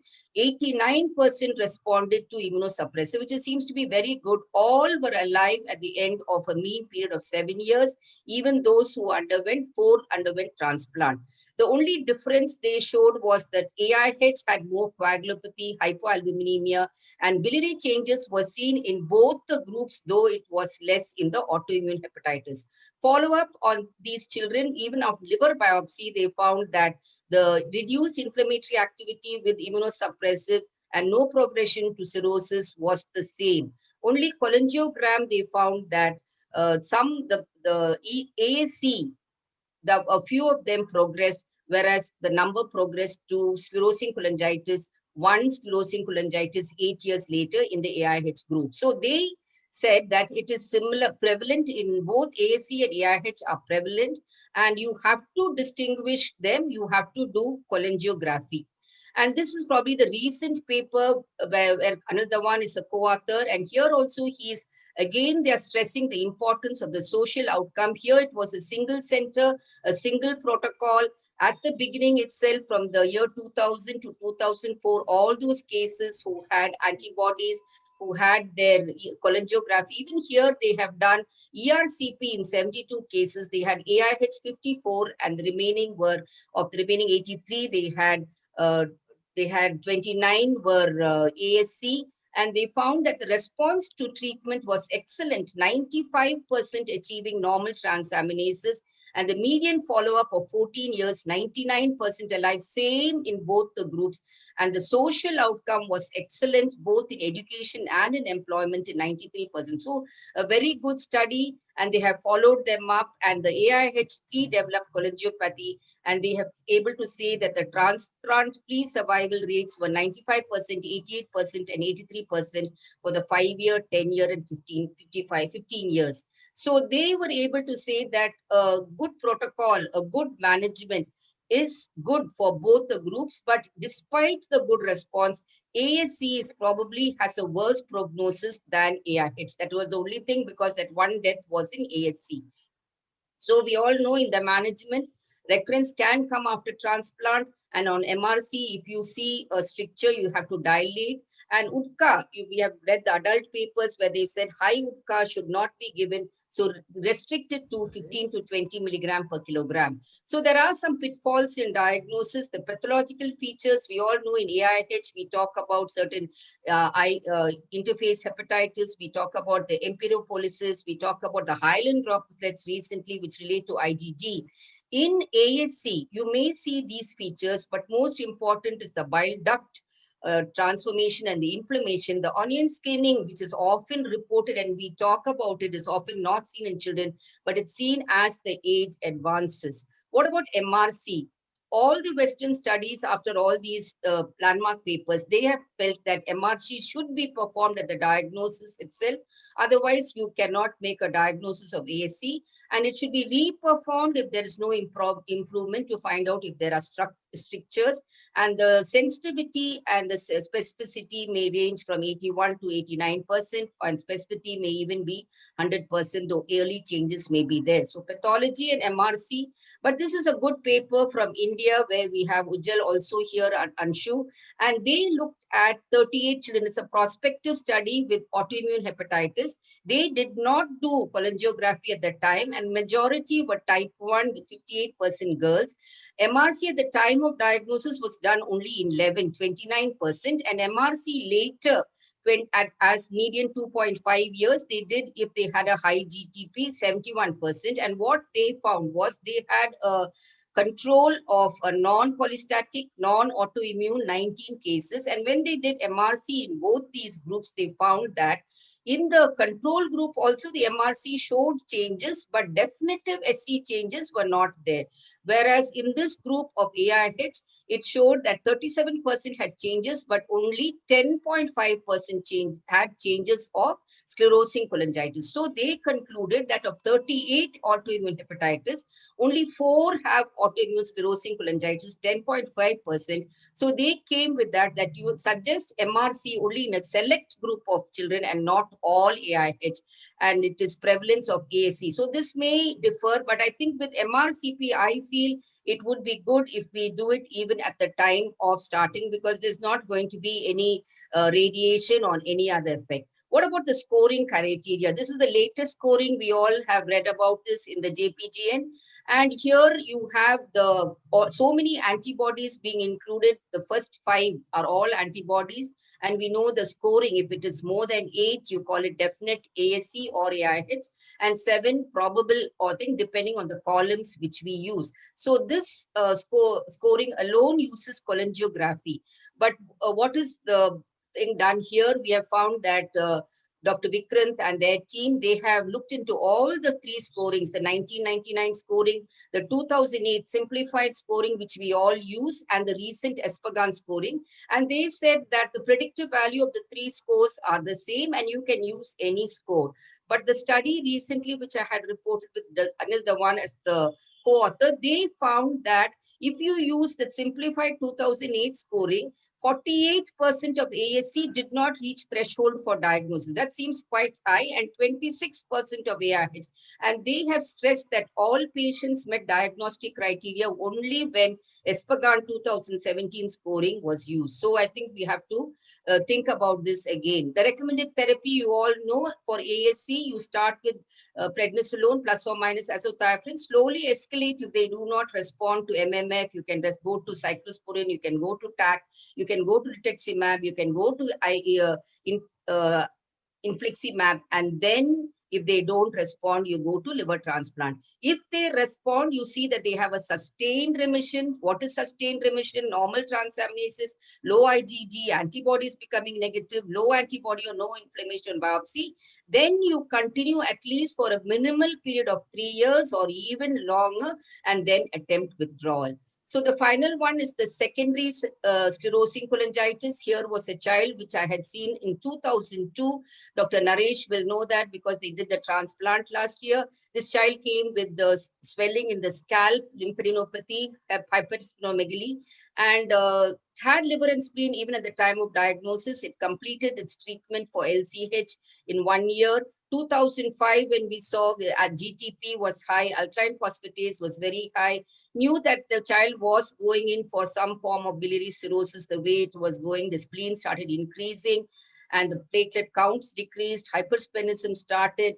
But I was not sure. We knew that it could recur, did not know what to do. Hypersplenism was making more whether we should do splenectomy or we should do transplant. Parents were also very anxious. There were financial constraints. They wanted the child to study.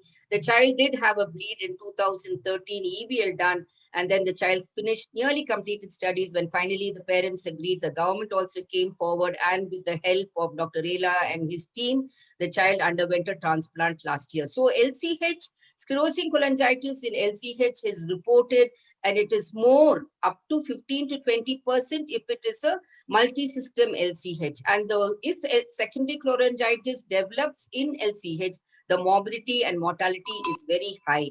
And this was one of the, it is a beautiful slides. You can see, it's probably, you can see the CD207 Langerin positive, or you do CD1A positivity, which might not be there. And the upper one, you see the onion skinning. And then, so liver transplant in LCH is a controversy. If you do it early, it could, you could have a relapse. If you do it late, then the liver disease spreads. And this controversy has been addressed even by Dr. Rajiv in his letters to the editor. This primary immune deficiencies, the most important probably would be the hyperimmune, hyper IgM syndrome, where you have the CD40 ligand thing deficiency, and you have this very specific type, the crypto positivity. So the management of hyper IgM syndrome, when you get sclerosing cholangitis, you should plan to do HSCT even before there's no liver function. And if there's a mild dilatation, you do prompt HSCT. But if once it develops liver transplant, you may have to do liver transplant and HSCT. So in conclusions, I would like to say that SC in pediatrics is rare, it is complex and heterogeneous. And beyond PSC, the causes can be remembered by the mnemonic secondary overlap and neonatal. And the pathogenic spectrum, I have told you, is so vast compared to what you see in adult PSC. High GTP in a child with liver disease or autoimmune hepatitis should be investigated. MRC I feel, has been the sole reason for an increase in diagnosis. Investigation may appear very exhaustive, but you can go step by step. And the treatment may range from simple cholerytics.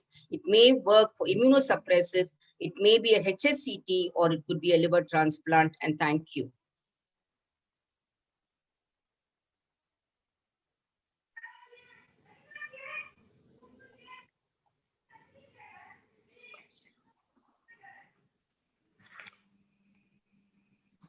Thank you, ma'am. I would like the panelists to start the questions.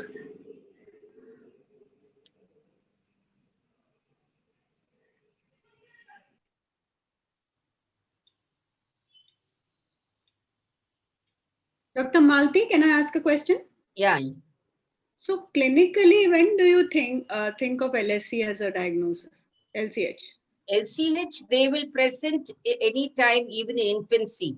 But you know, you have a combination. When they're young, they have either lymph nodes, they can have skin manifest. It can be either localized or it can be a disseminated type. So it depends upon whether it's a multi-system involvement or a local involvement. Like if you have multiple nodes, you have hepatosplenomegaly. In addition, you have some hematological presentation. Then you do a liver, either you do a skin biopsy or you do a bone marrow, and you'll get S100 positive. And you'll also get CD1A positive. Then the it's always in the hematologist's hand. They will start treatment. And I think Dr. Naresh will agree, sometimes even at that time, you have a liver involvement, even at that time. But at that point of time, we just keep watching because we want to complete the treatment. And then many of them, during their burnt out disease, they get the sclerosing cholangitis. Some start like this child started quite early. 2003, it finished. By 2005, we knew it had gone. But in 2005, we were not sure whether we can do something for the child. But now I think papers are coming, LCH, you have to do, don't keep waiting. You can wait, not too early, otherwise you get relapse, but you may have to do it at some point of time, because otherwise you'll get the features of biliary cirrhosis and portal hypertension. You might have saved a child from something, but you land up with a child with a big spleen, hypersplenism, bleeding, and all that. Yes. I just have one little thing to ask Malti. There's one more thing that we keep as an indicator to do an MRCP in our group of AIH to pick up TASCs, and that is if there is any indication of ulcerative colitis or IBD in the patient. Then we go back and do an MRCP even if the GGT is normal. And there again, we have picked up some of our ASCs to, come up with the MRCP. But there's a nice study where they have said that when the GTP is not more than 1.5 times the upper limit of normal, you rarely get an involvement. So maybe we have to use a cutoff, because I think we should ask Dr. Ujjal why they insisted that you need not do, because GTP, did they look at that or they say they want to rise? I think they were saying that you can wait, you need not do at the first thing. I think majority of us would like to do when you have an AIH and a GTP of little more than 1.5. No, we also follow the same thing. If we have a GGT which is raised in a patient with AIH, we straight away do an MRCP. But if it is not, then we follow up the patient, and whenever we find either the P-ANCA to be positive, P-ANCA we do in all our patients, and GGT or IBD. ulcerative colitis. Either of these three things if present, then we go back and look.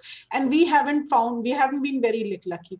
95% survival and 95% good outcome is not what we see in I know that it ASCs. was a very good paper, that seamless management by this. They said if you start them on time, if you start treatment early, if you properly follow them up, and that I think was a very good paper and showing so much of survival and response, which we always thought it may not be there.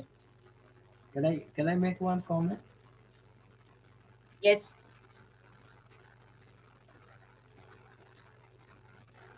Am I audible? Yes, sir. Yes, sir. You're audible. Yes, sir. Yes, okay. doctor. Just if you look at that King's College paper carefully, the subset of patients who had autoimmune sclerosing cholangitis, their proportion with IBD, proportion with P-ANCA positivity, and their need for liver transplant is much more than pure autoimmune hepatitis. So what does it mean? Probably this is a subset of patient, they may be a variant of PSC.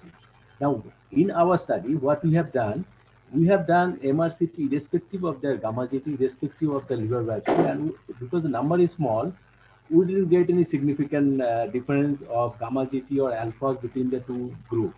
But what Seema is also saying, that if you have a indication that there may be bile duct involvement, either the patient is having high gamma GT, cholestasis, or they're not responding to your therapy. These are the three group of patients. They are probably MRCP is more appropriate instead of doing MRCP across the board, all patients with autoimmune hepatitis. Okay. Dr. Sadhana, I think you need to unmute yourself.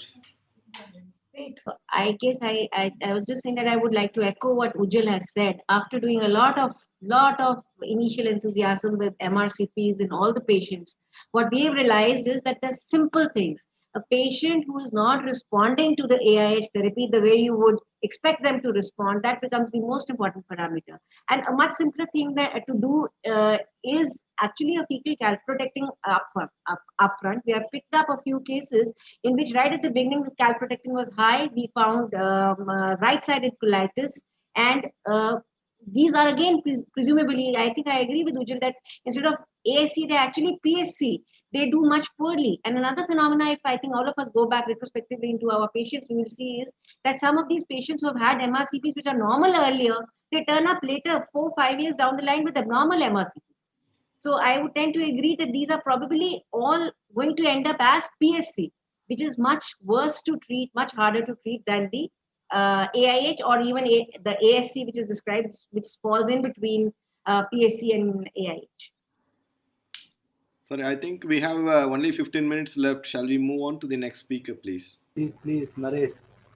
Time is up. Next speaker. We have one more talk. Okay. I think then the last speaker for today is another well-known personality. Dr. Ashish Babdekar is going to tell us about cryptogenic liver disease in adolescents and whether we should look for a genetic or metabolic cause. And we all know that Dr. Ashish Babdekar is one of the senior most pediatric gastroenterologists in the country in KEM Hospital, Pune. Dr. Babdekar, please. Yeah, hi, good evening. Can you hear me and see my slide? Absolutely, yes. Yes, okay. So thanks. There is not much of data that is there specifically for adolescents. So there is a little bit of mixture of older children and adults and extrapolation of some of that to the adolescent age group. So if you would look at the Indian data, which basically looking at adults of the etiology of chronic liver disease, and this is a sort of an 11-center study which was published very recently.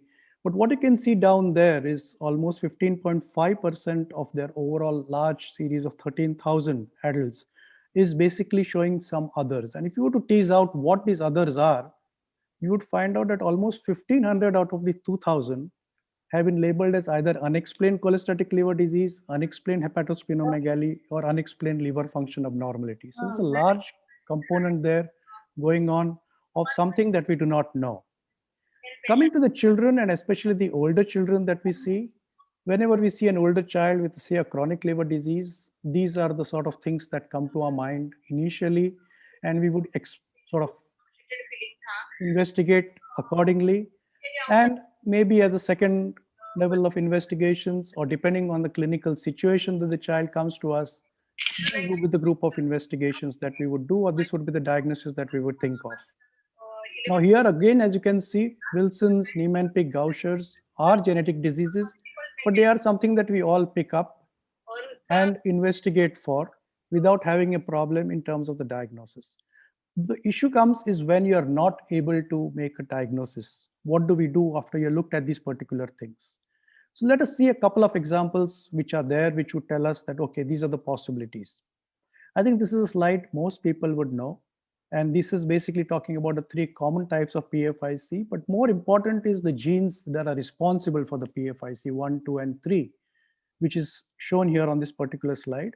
Each of these gene codes for a protein which is basically responsible for maintaining the biliary caniculae as well as the membrane. So any problem with this particular genes, we know, cause three groups of disorders. That is the PFIC type 1, PFIC type 2, and 3.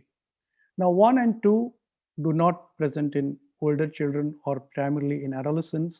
So let's talk about the PFIC type 3, which can present from an early childhood, late infancy, right up to adults.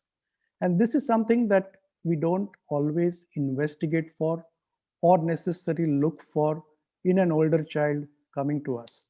And the reason for a long time has been the non-availability of the genetic tests, but now they are easily available. Biopsy pictures are suggestive. So a child coming to you between the age of 10 and 20 could present to you with chronic hepatitis like picture, biliary cirrhosis, or come to you for the first time actually with evidence of portal hypertension and bleeding varices. Generally may have jaundice, hepatosplenomegaly. The pruritus mild and moderate compared to the severe which you see in the type 1 and 2. GGT is raised, again differentiating from 1 and 2, which comes very early. Liver biopsy would show bile duct proliferation, maybe associated fibrosis or cirrhosis, actually depending on when the biopsy is done. Around 50% would respond a little bit to UDCA, but quite a number of them would finally may require a liver transplant. And the diagnosis for this is obviously when you suspect this particular child may have PFICs, you'd go in for a genetic test and you'd send the genetic investigations and you would basically sequence the gene. Now, when we send it for a genetic, the report always comes back as pathogenic, likely pathogenic, and sometimes of uncertain significance. And these are the three ones which are known to cause the diseases like the Mendelian inheritance diseases. We even don't get a report of the likely benign or the benign.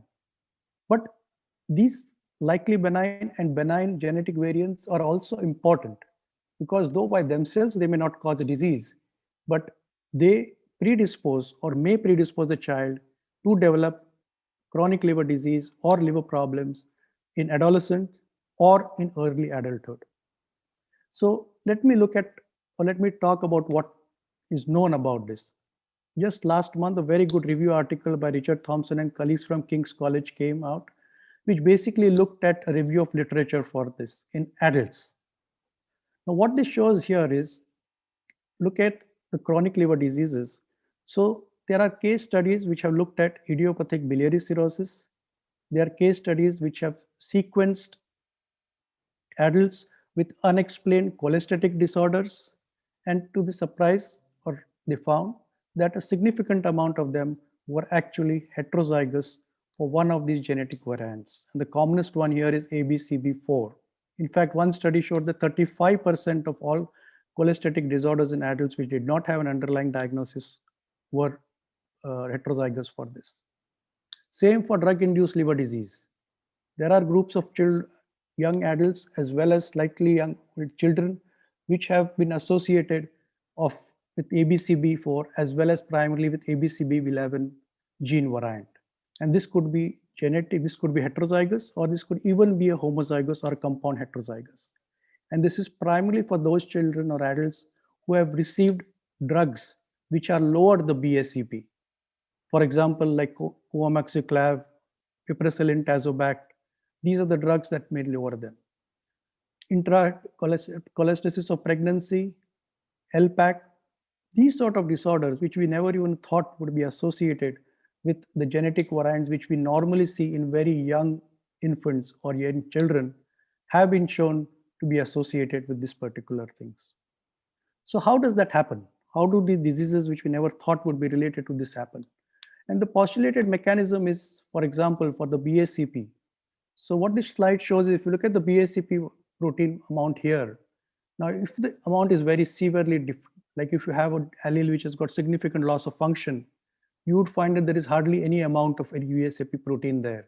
And that would cause the early infancy or the early onset chronic liver disease. But if you have an allele which is partially deficient, or two alleles which are partially deficient, you would have a level which is sort of somewhere in the middle around here between 25 to 50%. And it is thought that the threshold actually is around 25%. And with 25% of BACP, you may be normal in health. You may not have any problem. But if you get a superadded insult, like if you take drugs which reduce BACP further, or during pregnancy hormones which reduce BACP further, that's the time you may get the cholestatic problems that I just talked to you about. Coming down to the lower graph, which talks basically of the MDR3 protein, here the relationship seems to be more linear. Severe deficiency, severe disease genetic variant, you will present very early. As depending on the deficiency which is there or the functional residual protein which is there, you will present at an older period of time. So these are some things that are something that we need to think about. It's a new thing which we need to keep in mind. Also, we need to not forget about the BRIC1 and BRIC2, which basically are allelic to PFIC1 and the PFIC2 gene variants. And these are also these disorders that would present in adolescents, and something that you would need to do is do a genetic test to make the confirmation. So when should you actually be looking for this? In older children. So when you have unexplained liver disease, there is a thought that all of them should undergo possibly a whole exome sequencing, and I'll come to that in a minute. But especially if there's a family history of ICP or other liver disease, and you've ruled out obviously all the other causes. In Delhi, if you have happened, especially after the drugs which lower the BCP function, you should go in for that. ICP, when there are other liver manifestations, and if you have a BRIC phenotype. So these are the situations where you may think of going in and asking for a genetic workup, but it's not going to be your regular clinical exome. You need something more than that. The second disorder is basically the lysosomal acid lipase deficiency group of disorders, the LALD. Here also there is a variety from the infancy, which is basically Wolman's disease, which has less than 1% of the enzyme, to the CESD, which occurs in older children, adolescents, and even young adults, where the enzyme deficiency is 1 to 10% of what you would expect in normal. And because of the deficiency, or because of the problem in the LIPA gene, there is the LAL enzyme deficiency, which primarily causes the lipid lysosomal accumulation of cholesterol esters and triglycerides, leading to three major hallmarks of this disease: hepatomegaly and liver disease. If you do the biopsy, you find microvesicular steatosis, fibrosis, or cirrhosis, and also evidence of portal hypertension. And these develop end-stage liver disease very early. You also get dyslipidemias. You get splenomegaly because of the infiltration and the storage of cholesterol esters. And the diagnosis for this is basically again by doing an enzyme or a genetic test. When should we suspect this LALD? It's not a very common disorder. It's 1 in 150,000, but maybe more prevalent than otherwise because quite a few of these cases may be missed. So if you have a child or a young adult, basically not a child, a young adult, adolescent with NFLD, and it's a knee left NFLD, that there is no associated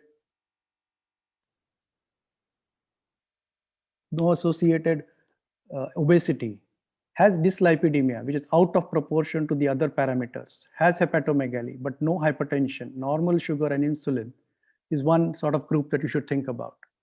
If these children with NFLD or have associated splenomegaly in the absence of portal hypertension, or if you end up doing a biopsy and the steatosis is primarily microvesicular as compared to macrovesicular, which is seen in the classical NFLD, is the situation by where you should be asking for the test for LALD.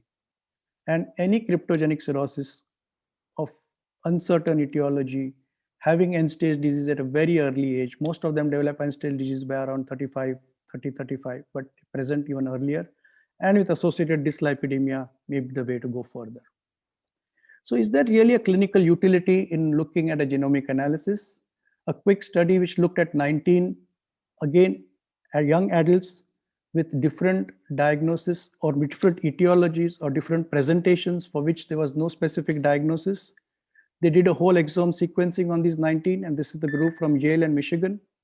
And they found 5 out of these 19 actually had some sort of a liver disease which was not suspected. The one on top is basically the familial partial lipodystrophy, an uncommon disorder. 2 and 3 actually turned out to be the MDR3 deficiencies. Fourth was the mitochondrial, and the last one was lipoproteinemia. And these were something that was not unexpected, but making this diagnosis helped in terms of management, especially for the first and the last particular disorder. So this group suggested that whenever you have a child or adult, adolescent with unexplained liver disease, you should be having genome rounds like how you have the path rounds and how you have the radiology rounds. And they should be asked to undergo whole exome sequencing. The problem with this only is one, in the Indian context, it's very expensive, though costs are coming down. We normally go in for clinical exome, which is not that effective. Whole exome sequencing basically looks at 20,000 genes, that is the code protein genes. But the clinical exome looks for only 3 to 6,000. So we will miss a lot if you're just going for the clinical exome. The second important thing is there will be a lot of variants which will come up for a single individual. And you will need to require to have the expertise to try and tease out whether these variants are disease-causing variants, modifiers, or susceptibility alleles. So the key messages are that overall, in adolescents, gene and metabolic disorders do contribute to liver disease. You require Wilson's, Gaucher's, and Niemann-Pick, and though you may not diagnose them from the genetic point of view or asking for gene sequencing, they are useful, especially if you want to consider prenatal diagnosis, which I think is really mandatory in today's world. But other disorders like PF-IC type 3, BRIC, LALD, I'm sure as more and more research is going on, we will pick up more genetic disorders or unknown genetic variants or genetic variants that we never thought would cause a disease, which will cause a disease in adolescents and young adults. Thank you. Thank you, Dr. Bowdekar. I think my question is, I think with the genetic test, with the availability, people are doing whole exome and they are coming with a report, and sometimes that report is sort of something totally different from what you are expecting, and it's quite really difficult to interpret the reports, and I think that's one of the difficulty now I am facing. People are sort of randomly doing tests and sort of coming with a report and interpreting the report and a different thing. So how would you sort of sort this issue? No, I mean, that's an issue that is there and we all face. A significant number of the reports actually have picked up a mutation only in one allele, so they're actually heterozygous, and they are something for maybe a completely unrelated disorder altogether. And that is something, that's why the question is of having this sort of a genome round, where you sit down, because you require to have deep clinical phenotyping. You require the complete clinical features, biochemistry, everything together, and only on the basis of that can you interpret your genetic report. I think just blindly following the genetic report and saying, okay, this looks like this is this, would be the absolute wrong thing to do. It would also be so important to test the family, the parents and the siblings in such situations. Unless you test those, you really can't come to a conclusion regarding these. Some of these variants you pick up may turn up in totally asymptomatic relatives, and they don't mean anything. Yeah, so there are studies which are looked at trios, which are done at child and the two parents. There's some which are done one parent and child, all these sort of things. And yeah, the ideal thing would be to have the trio of all three of them, because that gives around 60%. The data suggests 60% of the information there is very reliable and accurate. But even if you cannot do that, just doing it of the individual child, the data is still around 40%. So you would get 40% reliable genetic information. But our problem is the thing is the costs. Our problem are the costs, really. For whole exome is not easy. And obviously, and also the confusion that is being created by WAS, because some of the things are not reported and you have to wait another 5 years down the line for the information to come up, get generated, and then come to a conclusion. So you tell the patient that, okay, we'll have the answer eventually. So which is a little tall order in our setup at least. True, true.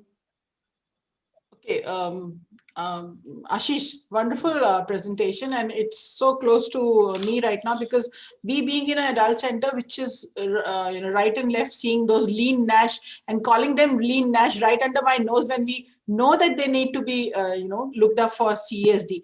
There's one more present, apart from of course the LIPA, ALPAC, and the ICP and that cholestatic group that needs to be seen, and this low HDL group needs to be seen, which is talked to as lean NASH. I think there's third group where cirrhosis and cryptogenic cirrhosis, where you need to think about even the bile acid synthetic defect, because they may also come in a very big spectrum.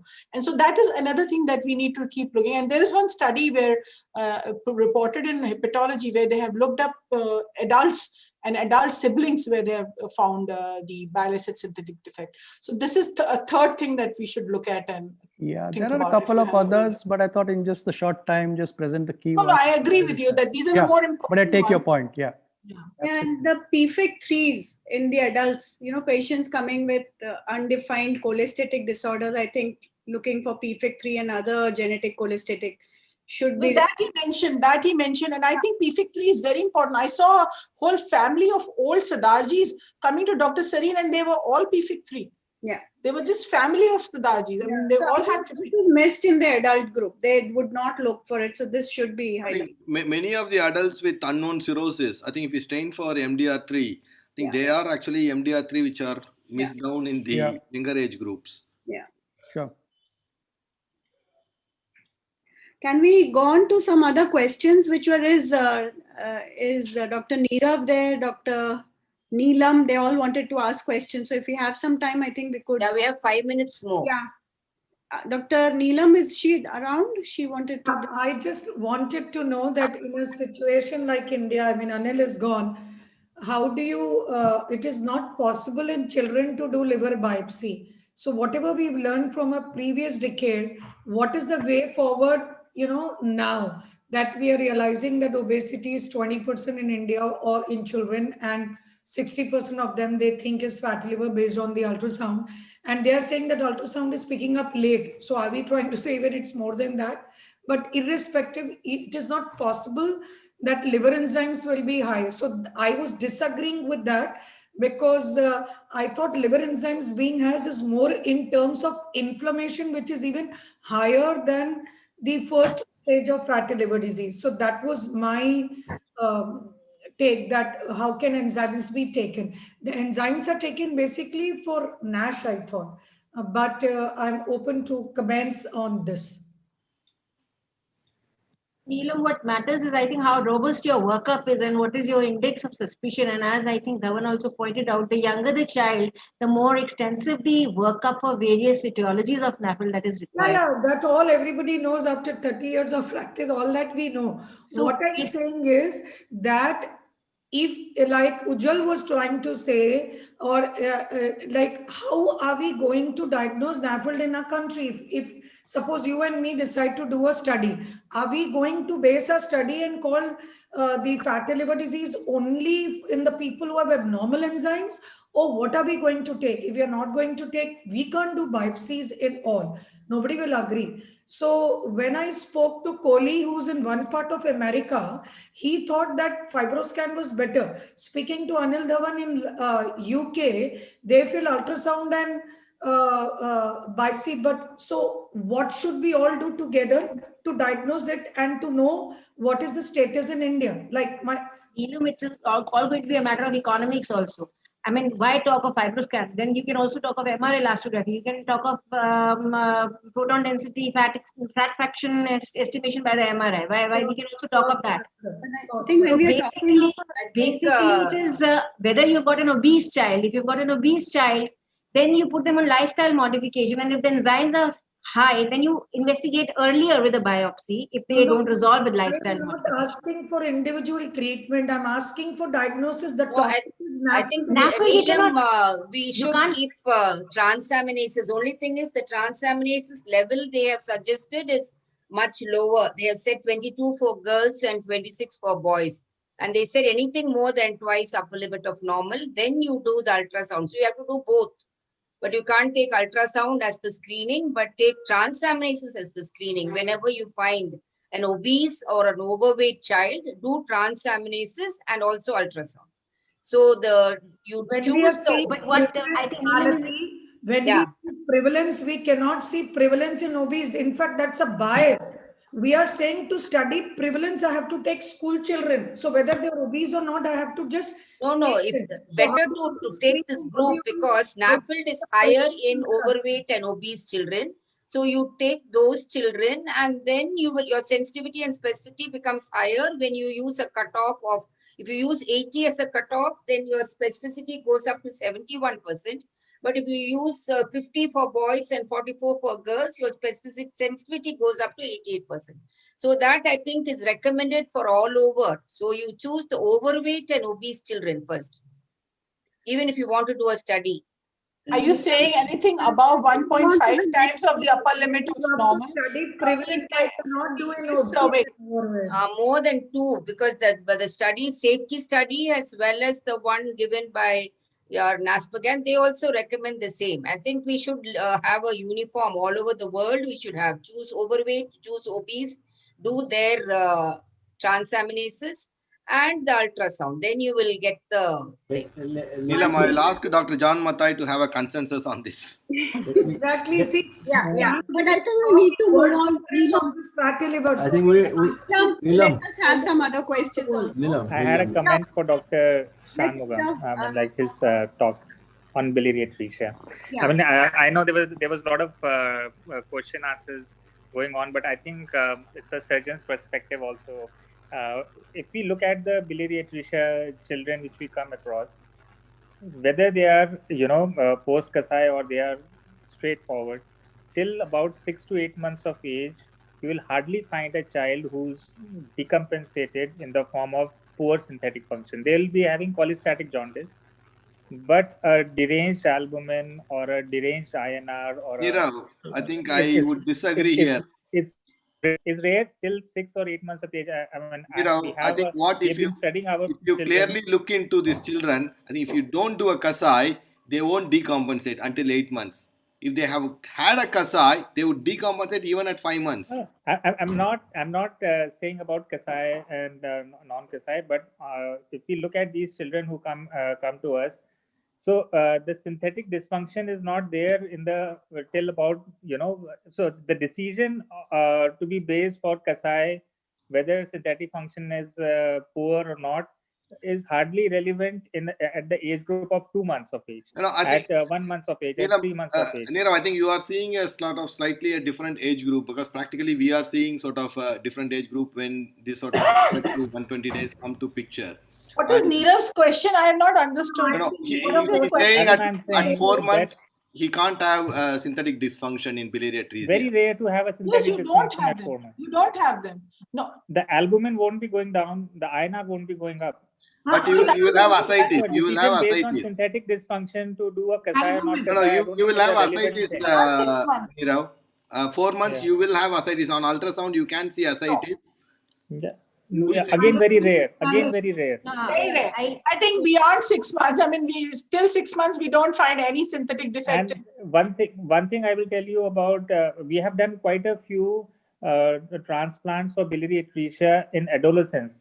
I mean, like those who have reached adolescent, and because they had a good Kasai done earlier.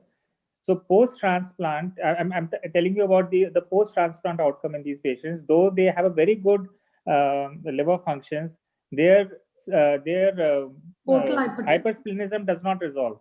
Portal hypertension. It's to do with the prolonged fibrosis. It's not a congested spleen. It's a hyperplastic spleen that these children have, and their portal hypertension does not resolve. They have severe hypersplenism features even after a successful transplant. And this is, I'm talking about. It's well known about biliary atresia that everything else will improve, but maybe the portal hypertension will never improve. So, I mean, keeps progressive. Yeah, this 3 to 4 years down the line after transplant, talking about, they still have severe hypersplenism. So in 2 of these patients, we actually went and did a splenectomy in them later on. So I think the earlier they get treated, the better it is. Though so what did you do for hypersplenism? May be avoided. What did you do for hypersplenism? Ma'am, it was such a massive spleen. We initially thought we'll do a splenic artery embolization, but such a massive spleen, more than 21 centimeters spleens they have. So we eventually did a splenectomy in 2 of them. One with the patient we have transplant, done a along with the transplant. no. This is, I'm talking about 2 or 3 years down the line after the transplant. After the transplant, The spleen does not. They have a hyperplastic spleen. It's not a congested spleen like you see in adults. Keep post transplant, it'll revert back. This is, I'm talking about children in whom transplant has been delayed till about the end of first decade of life. In those children who have had a successful Kasai initially, and at 8 years of age or 10, 12 years of age, they have undergone a liver transplant because of progression of liver disease. Nirav, that's not just true about biliary atresia. I want to have a heart-to-heart with you. Almost, non-cirrhotic portal fibrosis. You take other causes, they all continue to have their hypospleen. Because their spleens are not a congested spleen. It is a hyperplastic spleen, I think, which is very good responsible. point, Nirav. Yeah. They have fibrotic spleens, I think. But this is something which we have observed, and I just wanted to put in that comment. That's all. Anil used to say that in India, if somebody clears a jaundice after successful Kasai, he say, I would doubt the diagnosis of biliary atresia. Well, you have to be very selective in doing Kasai. If you are, yes, I think that is as you essentially said, true. DSM, one should avoid. And there has to be some preoperative. Unfortunately, we do not have a good imaging to diagnose a preoperative presence of a significant size bile ductule, which will be successfully drained by a Kasai.